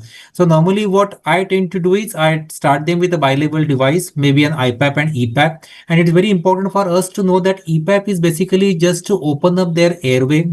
So it is to depending upon their snoring, depending upon their apnea events, and that is not possible in the emergency, but also the oxygenation, because the EPAP or your is similar to your PEEP what you use in your mechanical ventilation. So this is basically for the alveolar recruitment. So increase your EPAP levels. Maybe I start normally EPAP of around 6, and then you can increase it by 2 depending upon their snoring, plus depending upon their oxygen levels. And IPAP normally I start with maybe say somewhere around 16. So 16 and 6, keeping a pressure support of around 10. Look at how much is the tidal volume, and we can actually calculate the tidal volume depending upon the patient's ideal weight, and there are different formulas for which we can come to know how much should the patient's ideal body weight. But say maybe around 500 tidal volume is something which we need to give for these patients, because many of these are actually obese patients. So increase their IPAP depending upon their chest wall expansion, depending upon how much is their alveolar ventilation. And you have to always consider that the dead space also something which needs to be considered in these patients, and CO2 levels based upon this. And never immediately go on the CO2 levels. As I saw, normally, in the ICUs, what happens that in 2 hours they will do CO2, and if CO2 is not coming down, they will like to ventilate the patient. But these patients, they always take time. In my presentation also, I said that in home management also, you review these patients periodically, maybe give 4 to 6 weeks period of time, and slowly they will improve over a period of time. So I think to manage these patients of obesity hypoventilation, you don't require these patients to give steroids. We basically need, maybe many of them, they are in cor pulmonale and they have fluid retention, so give some diuretics to these patients, controlled oxygen and NIV. If you have a patient who is known to you who has COPD component, then maybe steroids and then bronchodilators, those kind of therapies. If they're coming to infect exacerbation, then antibiotics. But NIV is something which is very, very important. Then there are inspiratory time and how much should be the eye time in these patients. So normally we have to have a backup rate, and backup rate is something which is supposed depending upon the patient's spontaneous respiratory rate. If it is 20, keep around 2 to 3 breaths lesser than that as the backup rate. And suppose the patient's spontaneous respiratory rate is 20, you keep 18 or 17 as the patient's mandatory rate, and then you can decide the TI, the inspiratory time. So 60 is the total seconds in which your 17 breaths are to be delivered. So 60 divided by 17, that becomes your cycle time for one respiratory cycle. You have a patient who has this restrictive kind of defect with OHS. So over here, 40% of that one respiratory cycle can be your TI. If you have a patient who has obstructive pathology or who has a diaphragmatic weakness, then you keep them as a 30% of this as your TI. So these are certain settings. Even the rise time also, if you have a patient who has a restrictive, then you keep the rise time as low as possible. And in obstructive, you give more of a rise time so that the patients will be more into the inspiratory phase. So there are some of the other settings which we can do in these patients, but I think more is IPAP and EPAP and the controlled oxygen therapy. Absolutely. I think you've summed it up so well. And giving them controlled oxygen is something which is very important. And we're talking about obesity hypoventilation, which is where then supposedly the lungs are healthy. But a lot of these patients, who have the overlap syndrome, wherein there is COPD associated with sleep apnea, that is actually a ruling out criteria for obesity hypoventilation syndrome, because for definition of OHS, the lungs need to be absolutely normal, but we do get to see overlaps in clinical practice, and a lot of our physician friends would be scared of giving them high intensity NIV, saying that it is COPD and the lung is going to rupture if you give them high intensity NIV. It's exactly the other way around. High intensity NIV is very useful in these patients, and a pressure support, which is, Mahavir was saying 16.6, wherein that's an amazing, rate or a kind of way of ventilating the patients where the pressure support is very high. And it's actually the pressure support which is going to decide how well ventilated this patient is. And with someone who has such a stiff chest wall with obesity hypoventilation, so giving them a decent pressure support, pressure support something like 10 is what is going to make all the difference in these patients. So don't shy away from giving them a high IPAP, don't shy away from giving them a decent EPAP, and decongest them right at the beginning. And this is going to be really useful for this, right? So I'll start the... Just one addition. For these patients, we keep pressure support up to 20. And in OSA patients, normally pressure support of 10. So that is the rule which I normally use in my patients, that, keep pressure support even up to 20. And high intensity NIV is something which is a better word for all of this, yes. Absolutely. And don't be scared of hypoxia. The problem is these patients have been living at a saturation of 80% for the last few years. It is your resident or your nurse will be scared of that 80% and give them the oxygen, which is actually going to make things worse. So don't be scared of hypoxia. These patients are used to hypoxia. There's absolutely no fun in giving them, high FiO2. This is going to make only things make worse. So I'll start with the panel questions. We've got close to more than 160 questions now. I am going to not obviously be able to do all of them, and I apologize in advance if I'm not able to take your questions. So a lot of these questions are repetitions. Some have already been answered. So I'll take the ones that have not been answered. So I'll start with Prajay. Prajay, so obesity hypoventilation syndrome, the basic pretext is obesity. So if a patient comes and says, and he tells me that, Sejal, who's a pulmonary physiotherapist from Maharashtra, is asking this, that if a patient says that I'm going to go back to my normal, BMI, I'm going to be Hrithik Roshan in a few days. So is my OHS going away for good, or will a component of obesity hypoventilation remain even if I lose the weight? As I said before also, okay, OHS, when we say to reduce weight, normally it doesn't go off. It's like with the weight loss, it might be 20 to 30% your sleep-related breathing disorder might get reduced. But if you say that is why the gold standard treatment is the CPAP and not the weight loss is the gold standard, because it's not going to completely eradicate or eliminate it. It is a supplementary or an adjunctive therapy with your PAP. Sure. So I tell my patients that data says that even if you come to your normal BMI, if you have obesity hypoventilation syndrome, there's only a 10% chance that you might actually not have OHS despite achieving your target weight, which is going to be impossible in 99% of Indian patients. They are not going to come back to a BMI of 20, 21, 22 when they come to you with a BMI of 45. So it's easier said than done. So I'll come back to Unnati ma'am because this is a question on ASV. So ASV, this is by Dr. Dhaval Bhadra, who is a pulmonologist of Maharashtra, and sir says that ASV has actually been found to increase mortality in certain subset of patients with central sleep apnea. So what are these patients and when should you give ASV? So this was a study basically done in patients with heart failure, and when they realized that wherever they had a higher mortality. However, retrospectively, when they studied, they found that it was found in patients who had a EF less than 45%. So that is why ASP is contraindicated, as Mahavir sir said in his presentation, not to be given in patients who have a heart failure and an EF where it is less than 45%. Now, this just could be contributory because, post hoc analysis has said that the patients in that group which had a lower EF were more sick and were more prone to mortality. However, there have been those two studies, Advent and the other one, which says that you have higher mortality and that's why ASP, if you have a lower EF, not to use an ASP. Sure, summed it up really well.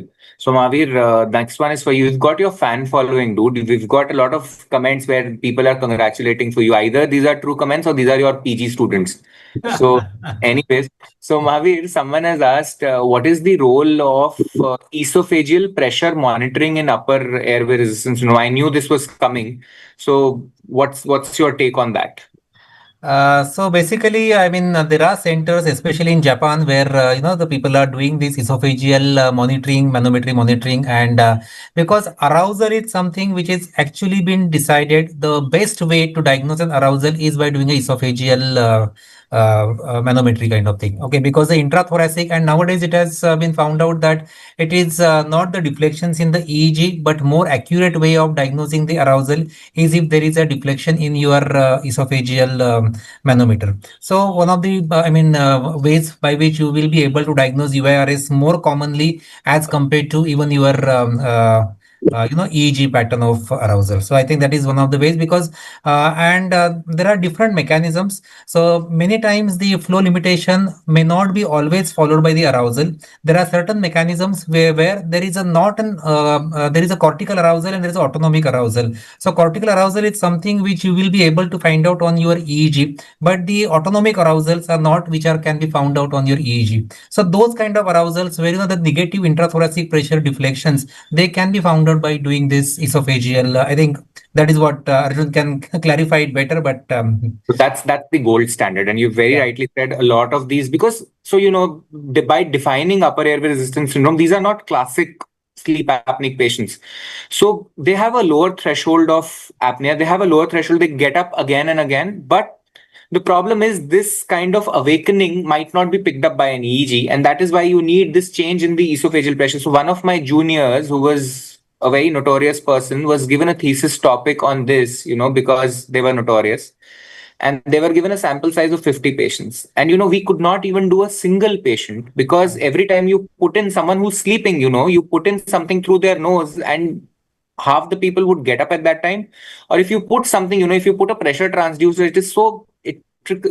it's not practical. So I don't know how the Japanese are so innocent, docile, and how they sleep with things up their nose. Indian patients don't take it. So this is very important for vivas and final exams, but practicality, I really don't understand how this ever happens. So Bindu ma'am, this question is been answered partially, but I see it's been asked again and again.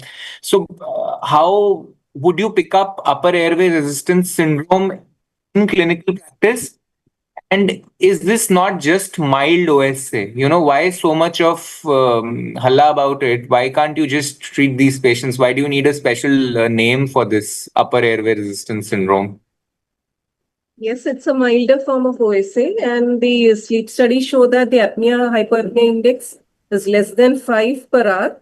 And what is more significant here is the respiratory effort-related arousals. You need to have an arousal more than 10 seconds, or the arousal index of 10 per hour should be there. So that is the thing which you need to pick up in the polysomnograph. Sure. So it's important to pick it up. So it's not just another, of course, it's a variant. It's there in the umbrella, the spectrum of sleep disorder breathing. It is there. There is no desaturation. The SaO2 need to be more than 92. Sure. Because I think it is very important to pick up this disease, because there is very impressive data which says that more than 90% of people who actually suffer from upper airway resistance syndrome do not know that they have a sleep disordered breathing. These people would go to physicians, they would go to psychiatrists, they would go to orthopedics people for their, leg pains, they would go to a gastroenterologist for so-called irritable bowel syndrome, but they would not know that they've actually got a sleep disordered breathing. And no one would suspect sleep apnea in a woman who has a BMI of 18 or 19, right? So if a patient who comes to you with a non-specific constellation of symptoms, and in these symptoms, normally, a lot of these anxious patients would have insomnia. But if a patient who's anxious, who has these somatic complaints, and on top of that, the patient says it's a female patient most of the time, and they are sleepy during the daytime, these are the patients you need to screen for upper airway resistance syndrome. And that is the importance why this term upper airway resistance syndrome is important, because this is a treatable cause of these so-called somatic complaints. You can actually help these patients by doing, something for them. All right. So next question, yeah, please, Mahavir. Yeah, only one of the difference between mild OSA and this UARS is because in mild OSA there will be intermittent hypoxemia, and we know that this is chronic intermittent hypoxemia, which is basically related and causing more of cardiovascular morbidity and metabolic syndrome in patients. However, in patients with UARS, because they don't have desaturation, actually they should not be having more cardiovascular morbidity and mortality. But it has been said that even in patients with UARS, because of the different frequent arousals, and these frequent arousals causing sleep fragmentation, and it causes the ventilatory instability. And this ventilatory instability over a period of time can cause these patients to develop even cardiovascular mortality. So practically, they both can be treated on the same grounds, although the difference of desaturation and hypoxemia, the pathophysiology may be a bit different. And many of these UARS patients over a period of time, they can convert into OSA. True point, very well taken. So I'll take the next question. This is by Dr. Jaideep Singh from Ludhiana. How do you distinguish between primary central sleep apnea and treatment emergent sleep apneas in a diagnostic setup? So you need to compare the sleep study.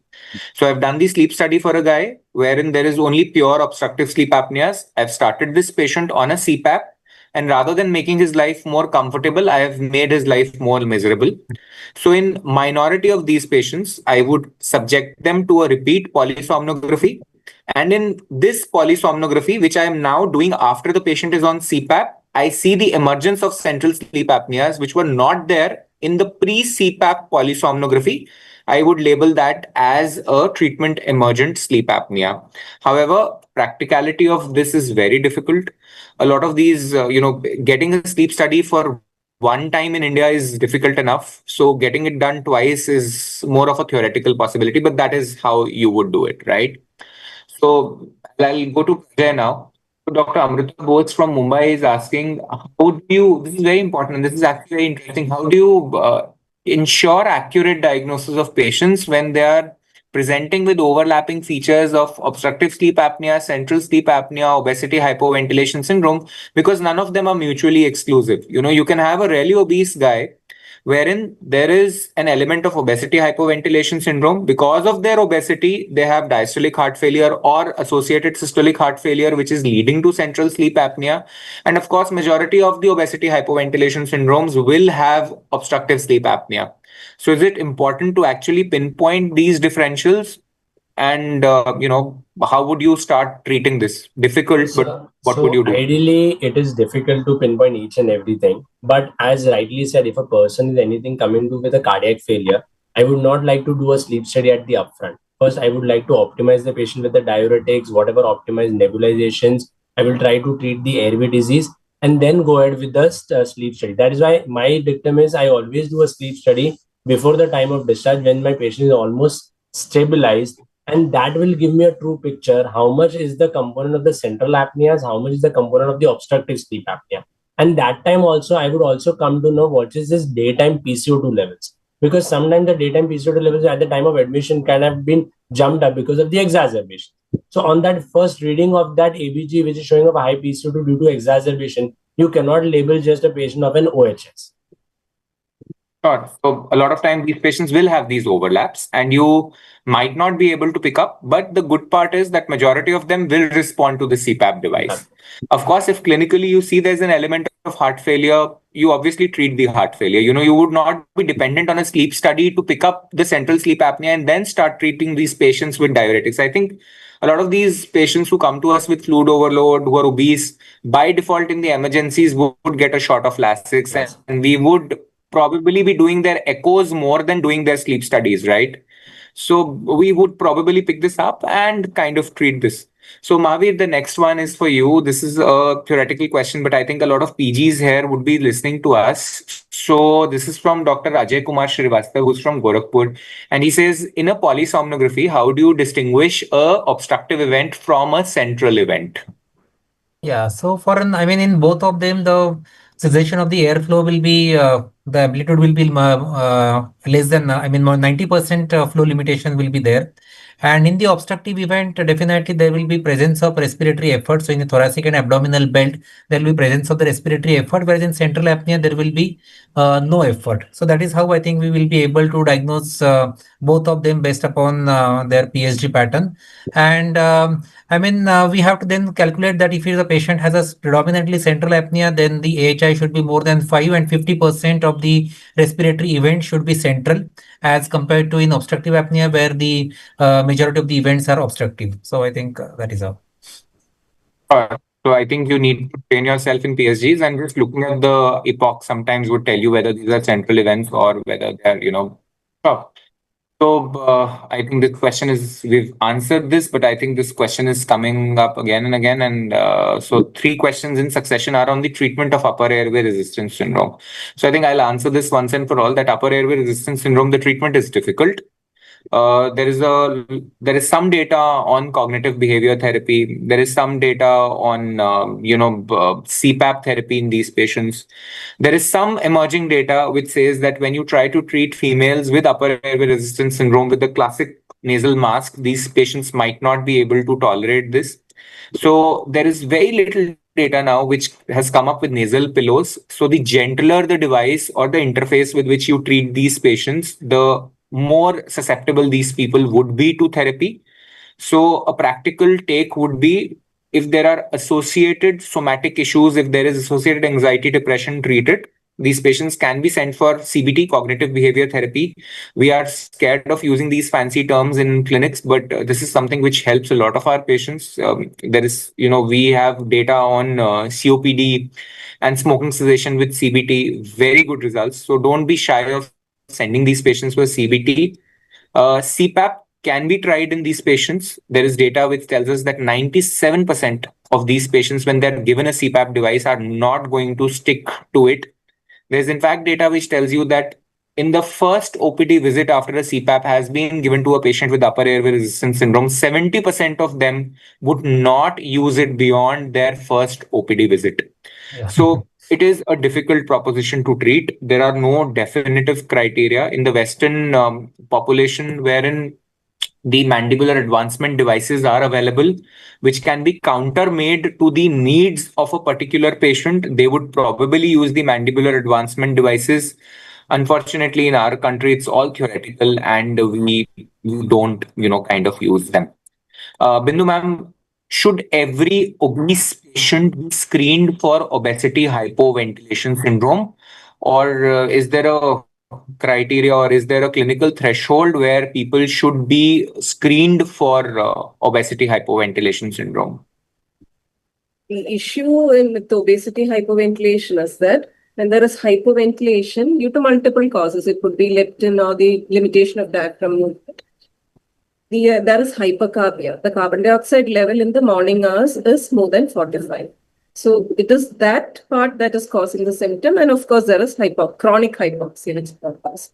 So a person more than 30 BMI with symptoms of headache, daytime somnolence can get a blood test where you can look for your bicarbonate level and the ABG, where the PCO2 can be monitored, and we can screen it for the early detection and prevention of complications of OHS.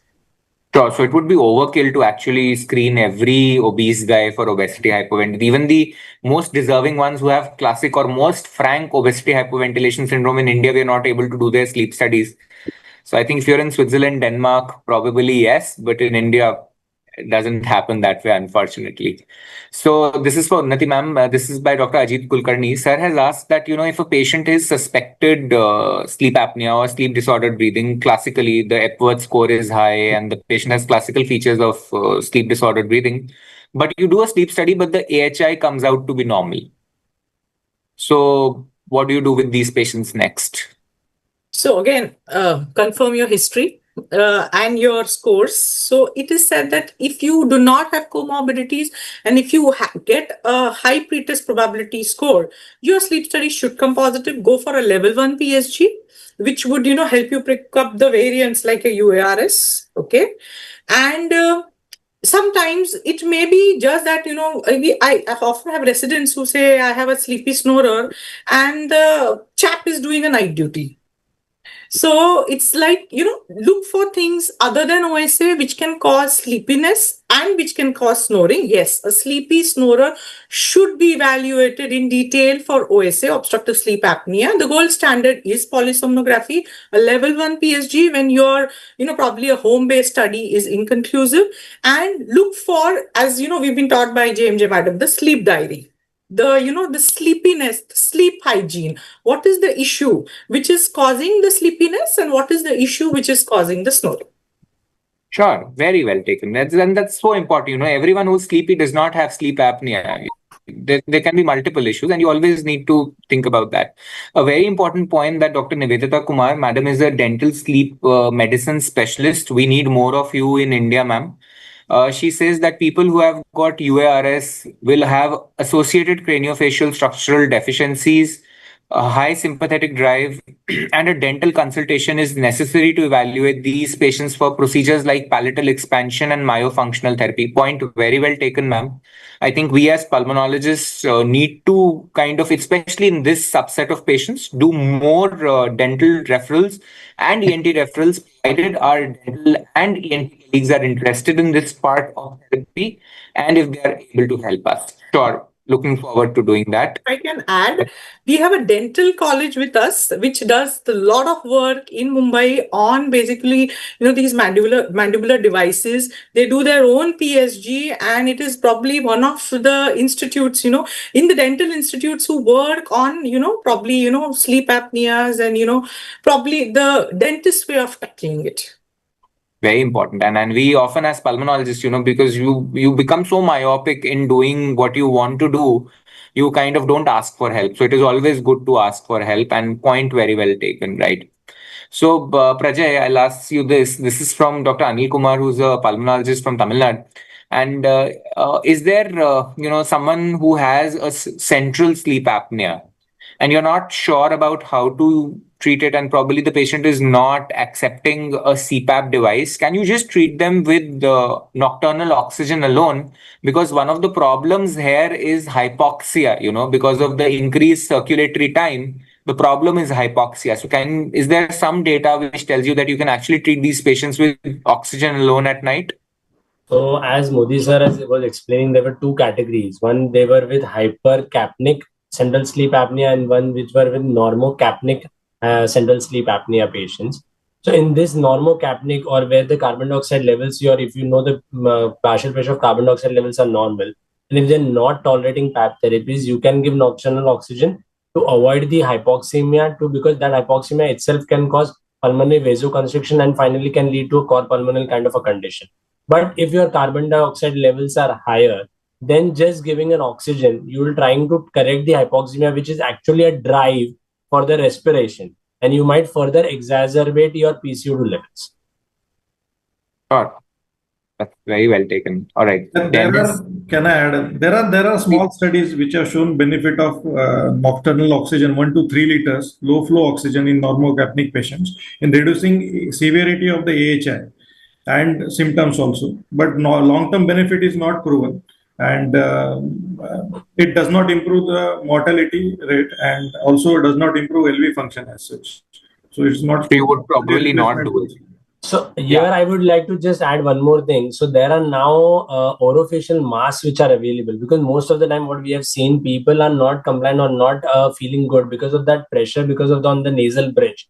So now the Philips has a mask which is like this kind of this, and which can avoid the complications which can occur because of the nasal bridge and the headache which occurs. So I have shifted to those masks completely. So in our unit, we've kind of, even in acute exacerbation settings, we've shifted to those masks, or the whole face or the Goli mask makes a lot of difference. And thankfully the difference is 1,000 rupees. So not much, but yes, if the patient can afford it, one would really go with that. They can actually read books and papers while using that BiPAP or. Sure. So Swapnil, this is for you. Dr. Jayakishan has asked this. He has a patient who is morbid obesity. The AHI is really high, and this guy desaturates to 70% when he's sleeping, and his daytime saturation average is around 90%. So how do you manage this patient from a sleep point of view? Do you start him upfront on a bilevel NIV?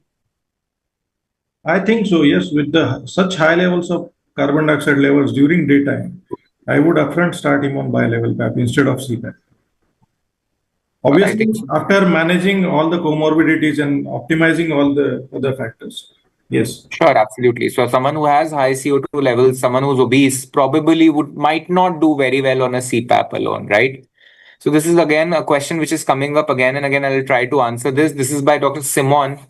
And he's asked that when should you start an IVAPS or an AVAPS? Now, you need to understand the basics of NIV to answer this.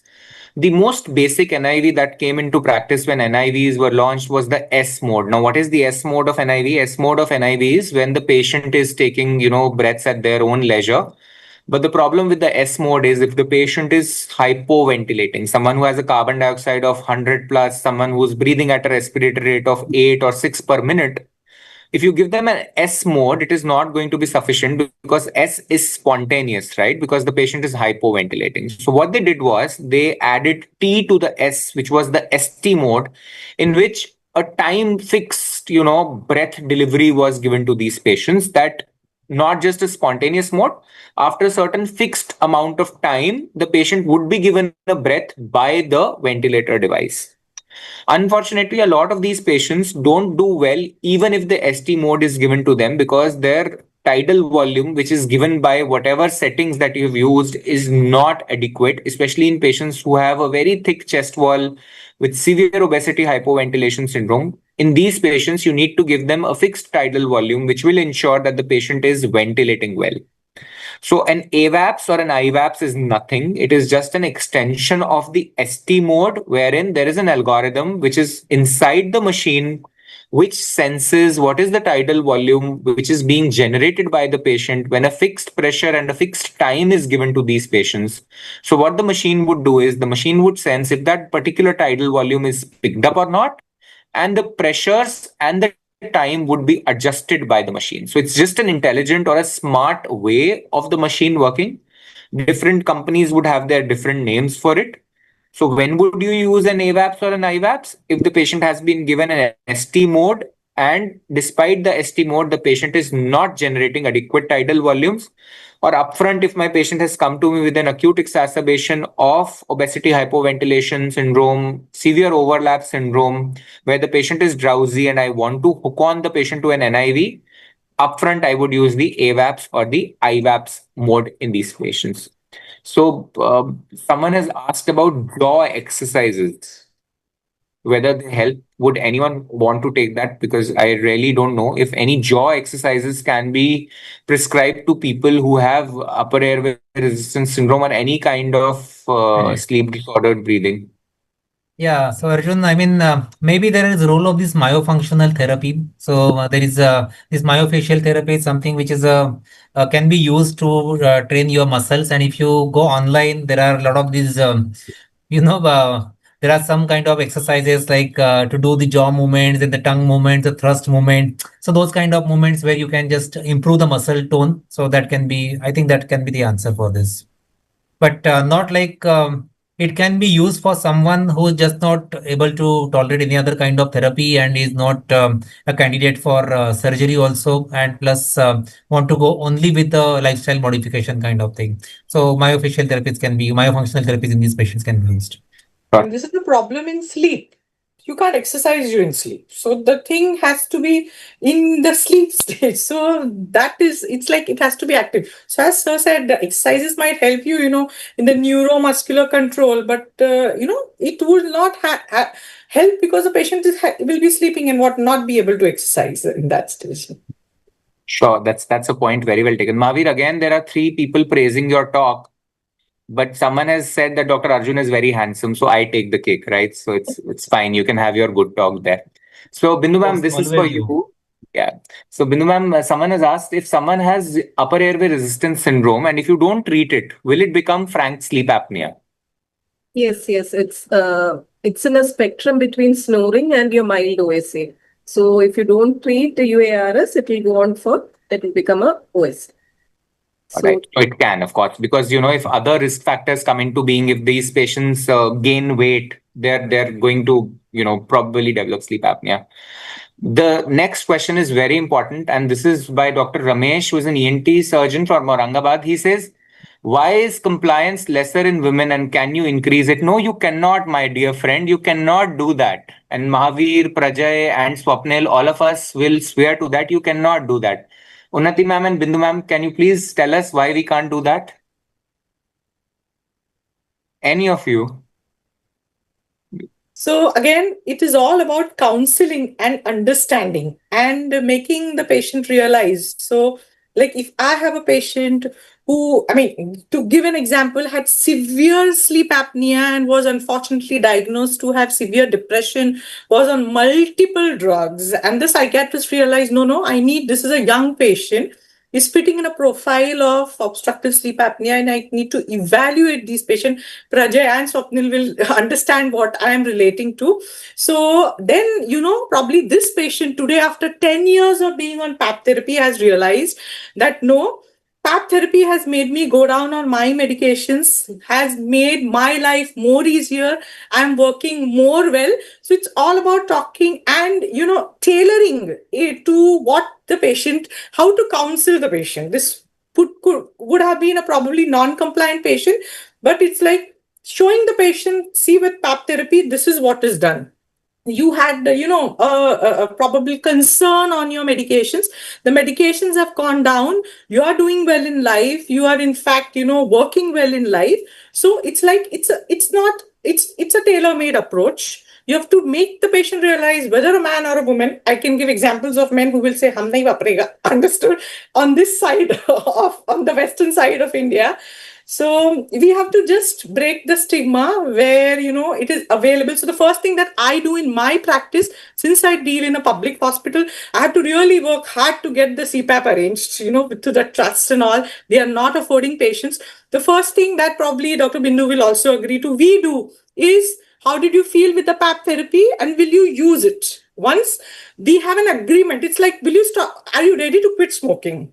So are you ready to use the device? Then we start further ahead with other things in the background and mobilization for the PAP therapy. Yes, So just more, the patient's experience will tell him. You give him a trial and the person will know how effective it is in relieving the symptoms. Sure, I was expecting a spicier answer, but I would be in trouble if I go there. So I would not go there. I restrained Anybody myself. has Yes, Bob. anybody has experience of using those gender-specific algorithms for the management of sleep apnea, RestMed or Philips? That you said. AirSense her. AirSense her. I've just started using it, given it to one of my patients. So my experience is exactly one. So I don't know any of the other panelists. But how that one patient is doing? Okay, like it's difficult to treat women with sleep apnea. It is, because she's the classical phenotype of sleep apnea, wherein the female is obese, is going to be okay to treat. The problem comes in patients, even in male patients who are not obese. The thin sleep apneics are always difficult to treat, and the thin female sleep apneics, Madam very rightly said, I think there's always a psychological element to it, that they don't want to be sleeping with a device, and it kind of has a mental setback there, that a woman should not probably be using a device. It's considered unwomanly. And also there is data which tells us that the loop plant gains and these cycles, there is data which tells us that actually when females are given expiratory pressure, because of the friability, because of the less overall muscular strength of the upper airway, the pressure tolerance of the upper airway in females is much lesser than males. So you really need to, in the older days when the classic CPAP devices were available, we used to have things like A flexing, B flexing, C flexing. And what these flexings would do is that they would split the expiratory pressure into different parts. So C flexing was one of the modes that was tried by Philips Respironics many years back, and they said that this C flexing is going to ease out the expiratory pressure and it is going to divide it into multiple parts, and probably females would be using it more often than. But none of this has stood the test of time ever.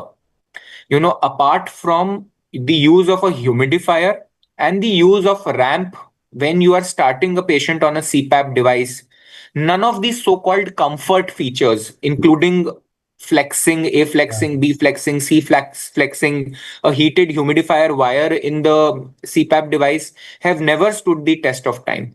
So whether or not this her sense and all these things would make sense, I think only time would tell all of us, because it has just been launched. So it's still work under progress. We really don't know how this would work.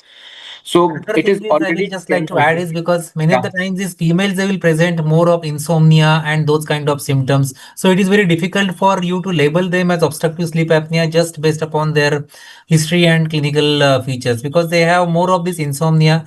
And why to deny, but it is more of a social stigma. That's what the females are treated that way in many part of our society. So we have to accept that, still, it is been seen that a female who's using a CPAP will definitely be treated differently as compared to a man. all right. Arjun sir, I would like to add one more thing as with the non-pharmacological part. So considering everything and treating everything, we should also take care of the sleep hygiene part. What time they are sleeping, what time they are getting adequate sleep is there or not. Just giving a CPAP, and if a person is sleeping at 1 o'clock, 2 o'clock, it's not going to make sense. So that part needs to be taken very well. Sure. People are asking again and again about pharmacotherapy of respiratory stimulants. I think it is beyond today's, but in obesity hypoventilation syndrome, we have already talked about acetazolamide. Only in dire, desperate settings you can use that. And there is some data on progestins which can be used in certain subset of patients to improve the respiratory drive. But as of now, they are not the standard of care. And for all patients, for all practical purposes, whatever respiratory stimulants are used would be in dire circumstances if nothing else works, because there is not a lot of robust data which is supporting their use. Are there any Indian specific guidelines for the management of non-OSA sleep disorders? We do have a white paper on sleep disordered breathing from the Indian Sleep Disorders Association by Professor J.C. Suri. A lot of it is the Indian modification of the ASM criteria, wherein we've talked about what is to be done in Indian settings. Unfortunately, that is more to do with obstructive sleep apnea. So no, we don't have an Indian white paper or guidelines on UARS or obesity hypoventilation syndrome, right? A lot of these questions are getting repeated. So it is already 10:36. So I'll take last two questions. And the first one I'll put to you, Mahavir.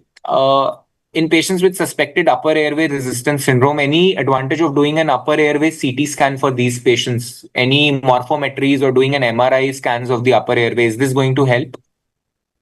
Yeah, sometimes the patients, they mostly will have some clinical manifestation. If they are symptomatic with some nasal or maybe some throat symptoms, then I think it makes sense of using it. Somebody who has a clear-cut retrognathia or some other anatomical defect. So in these patients, you can some may consider sending them to a maxillofacial surgeon, and over there, I think the role of this 3D reconstruction of the doing CT scan and MRIs of the skull, that can be useful. But otherwise, I think mostly clinically we should be able to judge that. Yeah. So a lot of these people only, children, wherein you need to do some kind of a surgery, a UP3 surgery, or a pre-surgical workup is required. You can do it in those patients. A lot of these questions are getting repeated. People are asking a lot of questions on sleep apnea. So we are not discussing sleep apnea today. So cardiovascular risk factors and complications of sleep apnea, I don't think how to use modafinil in clinical practice. So these are a lot of questions which are associated with sleep apnea. So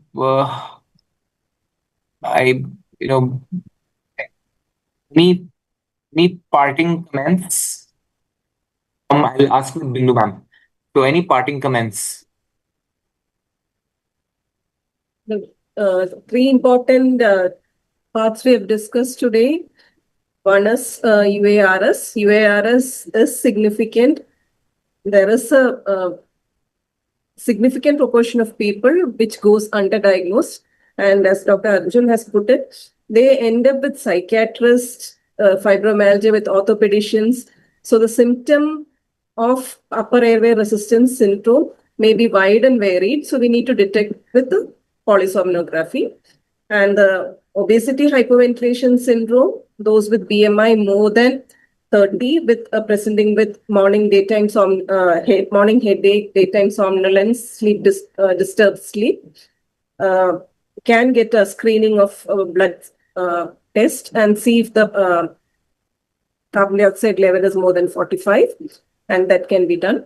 And central sleep apnea, of course, it is related to a lot of secondary conditions. So the management of central sleep apnea is varied and it has to be individualized. Sure, ma'am. Mahavir. Yeah, I think I feel we all should be able to diagnose at least OHS, because that is something which we are all seeing in our clinical practice, but we tend to treat them as COPD patients, looking at their serum bicarb levels and try to have the equipments which can monitor these nighttime PaCO2 levels by using a transcutaneous CO2. So those so that is how we can advance our practice into sleep medicine. And even diagnosing central sleep apnea and those kind of disorders. But most important is obstructive sleep apnea, even in a heart failure patient also. Although we are trying and we are thinking that this patient might be having central sleep apnea, they have so many other comorbidities. Even in these patients also, obstructive sleep apnea is something which is seen much more commonly as compared to central sleep apnea. So treatment emergent central sleep apnea, these opioid induced, these are all there, but let us not forget the majority are still obstructive sleep apnea. Unnati ma'am, are these important long questions for kids who are listening to us today? Yeah, and I want to tell the kids that there are some things we can't manage. Take care, take your psychiatrist in, coordination, your ENT surgeons in coordination. Our center also does drug-induced sleep endoscopies. The ENT guys, they have a thesis on it. Take the dentists for help. Okay, you cannot manage everything and anything. That's how we are taught in our center. Take it as a multidisciplinary approach when it comes to the sleep SRBDs or SDBs, whatever. And ma'am, especially if it's a female patient? I will disagree. I'll try and talk to the patient. Okay. We are a headstrong female dominant department. So talk it out. Yes, you will be able to get. And yeah, one more thing is the AirSense Her or the devices that you use. They are very fancy, beautiful, and that is one of the things which can, make female patients probably take the machines in a better way. Something that looks good, seems good, appears good, feels good. Okay. I may not have that leisure with my patients, but yes, those who have that liberty, definitely. Thank you, ma'am. Pink color, I guess. Oh, pink color. Yeah. Swapnil, are you there? Can't see you. Yes, I'm there. Yeah. So any parting comments on obesity hypoventilation syndrome? Yes. So just diagnosis of OHS is not enough. We have to manage other comorbidities. We have to see the compliance of the therapy, and we have to understand the phenotype and the basic underlying pathology of the comorbidity of the patient, which are he or she is suffering from. As Unnati madam rightly said, adequate counseling at the beginning of the therapy is very much important. Repeated follow-ups regarding the mask fitting is very much important if we are prescribing PAP therapies. And so basically it's a combination of all the things. So Prajay, last one comment from you is a pulmonologist supposed to know all this. Are we okay with 90% of the practice, which is sleep apnea? So the 10% or less than 10% is so much of hard work required to treat these 10% patients? Definitely. So now 2-3 things as the parting message you want to know. So as now most of the machines are with cloud based. So like how we give reminders or a receptionist give reminders to the patients every month that your appointment is there or once in 3 months. So this data from the cloud can tell us whether actually our patients are using the machine properly or they are not using the machine properly. And you can give a feedback to the patients via the receptionist or whoever the team member is there that you are not using the machine, there is some leakage, that your apneas are not getting corrected, and this is how you can work on it. And you should always make a rule that apneas, whether it's OSA, whether it's OHS, whether it's central sleep apnea, anything, the treatment is not just PAP therapy. It's a multidisciplinary approach. You should have a weight reduction, regular exercise, dietary. You have to take the care of the other comorbidities. Then only you'll be able to successfully treat apneas and your patient will be compliant with the PAP therapy. Sure. All right. So thanks everyone. It's already 10:45 and it's time to sleep now. So I thank Mahavir for his talk. So simple, so lucid, and summing it up so well. Yeah, 3 long topics summed up in 20 minutes.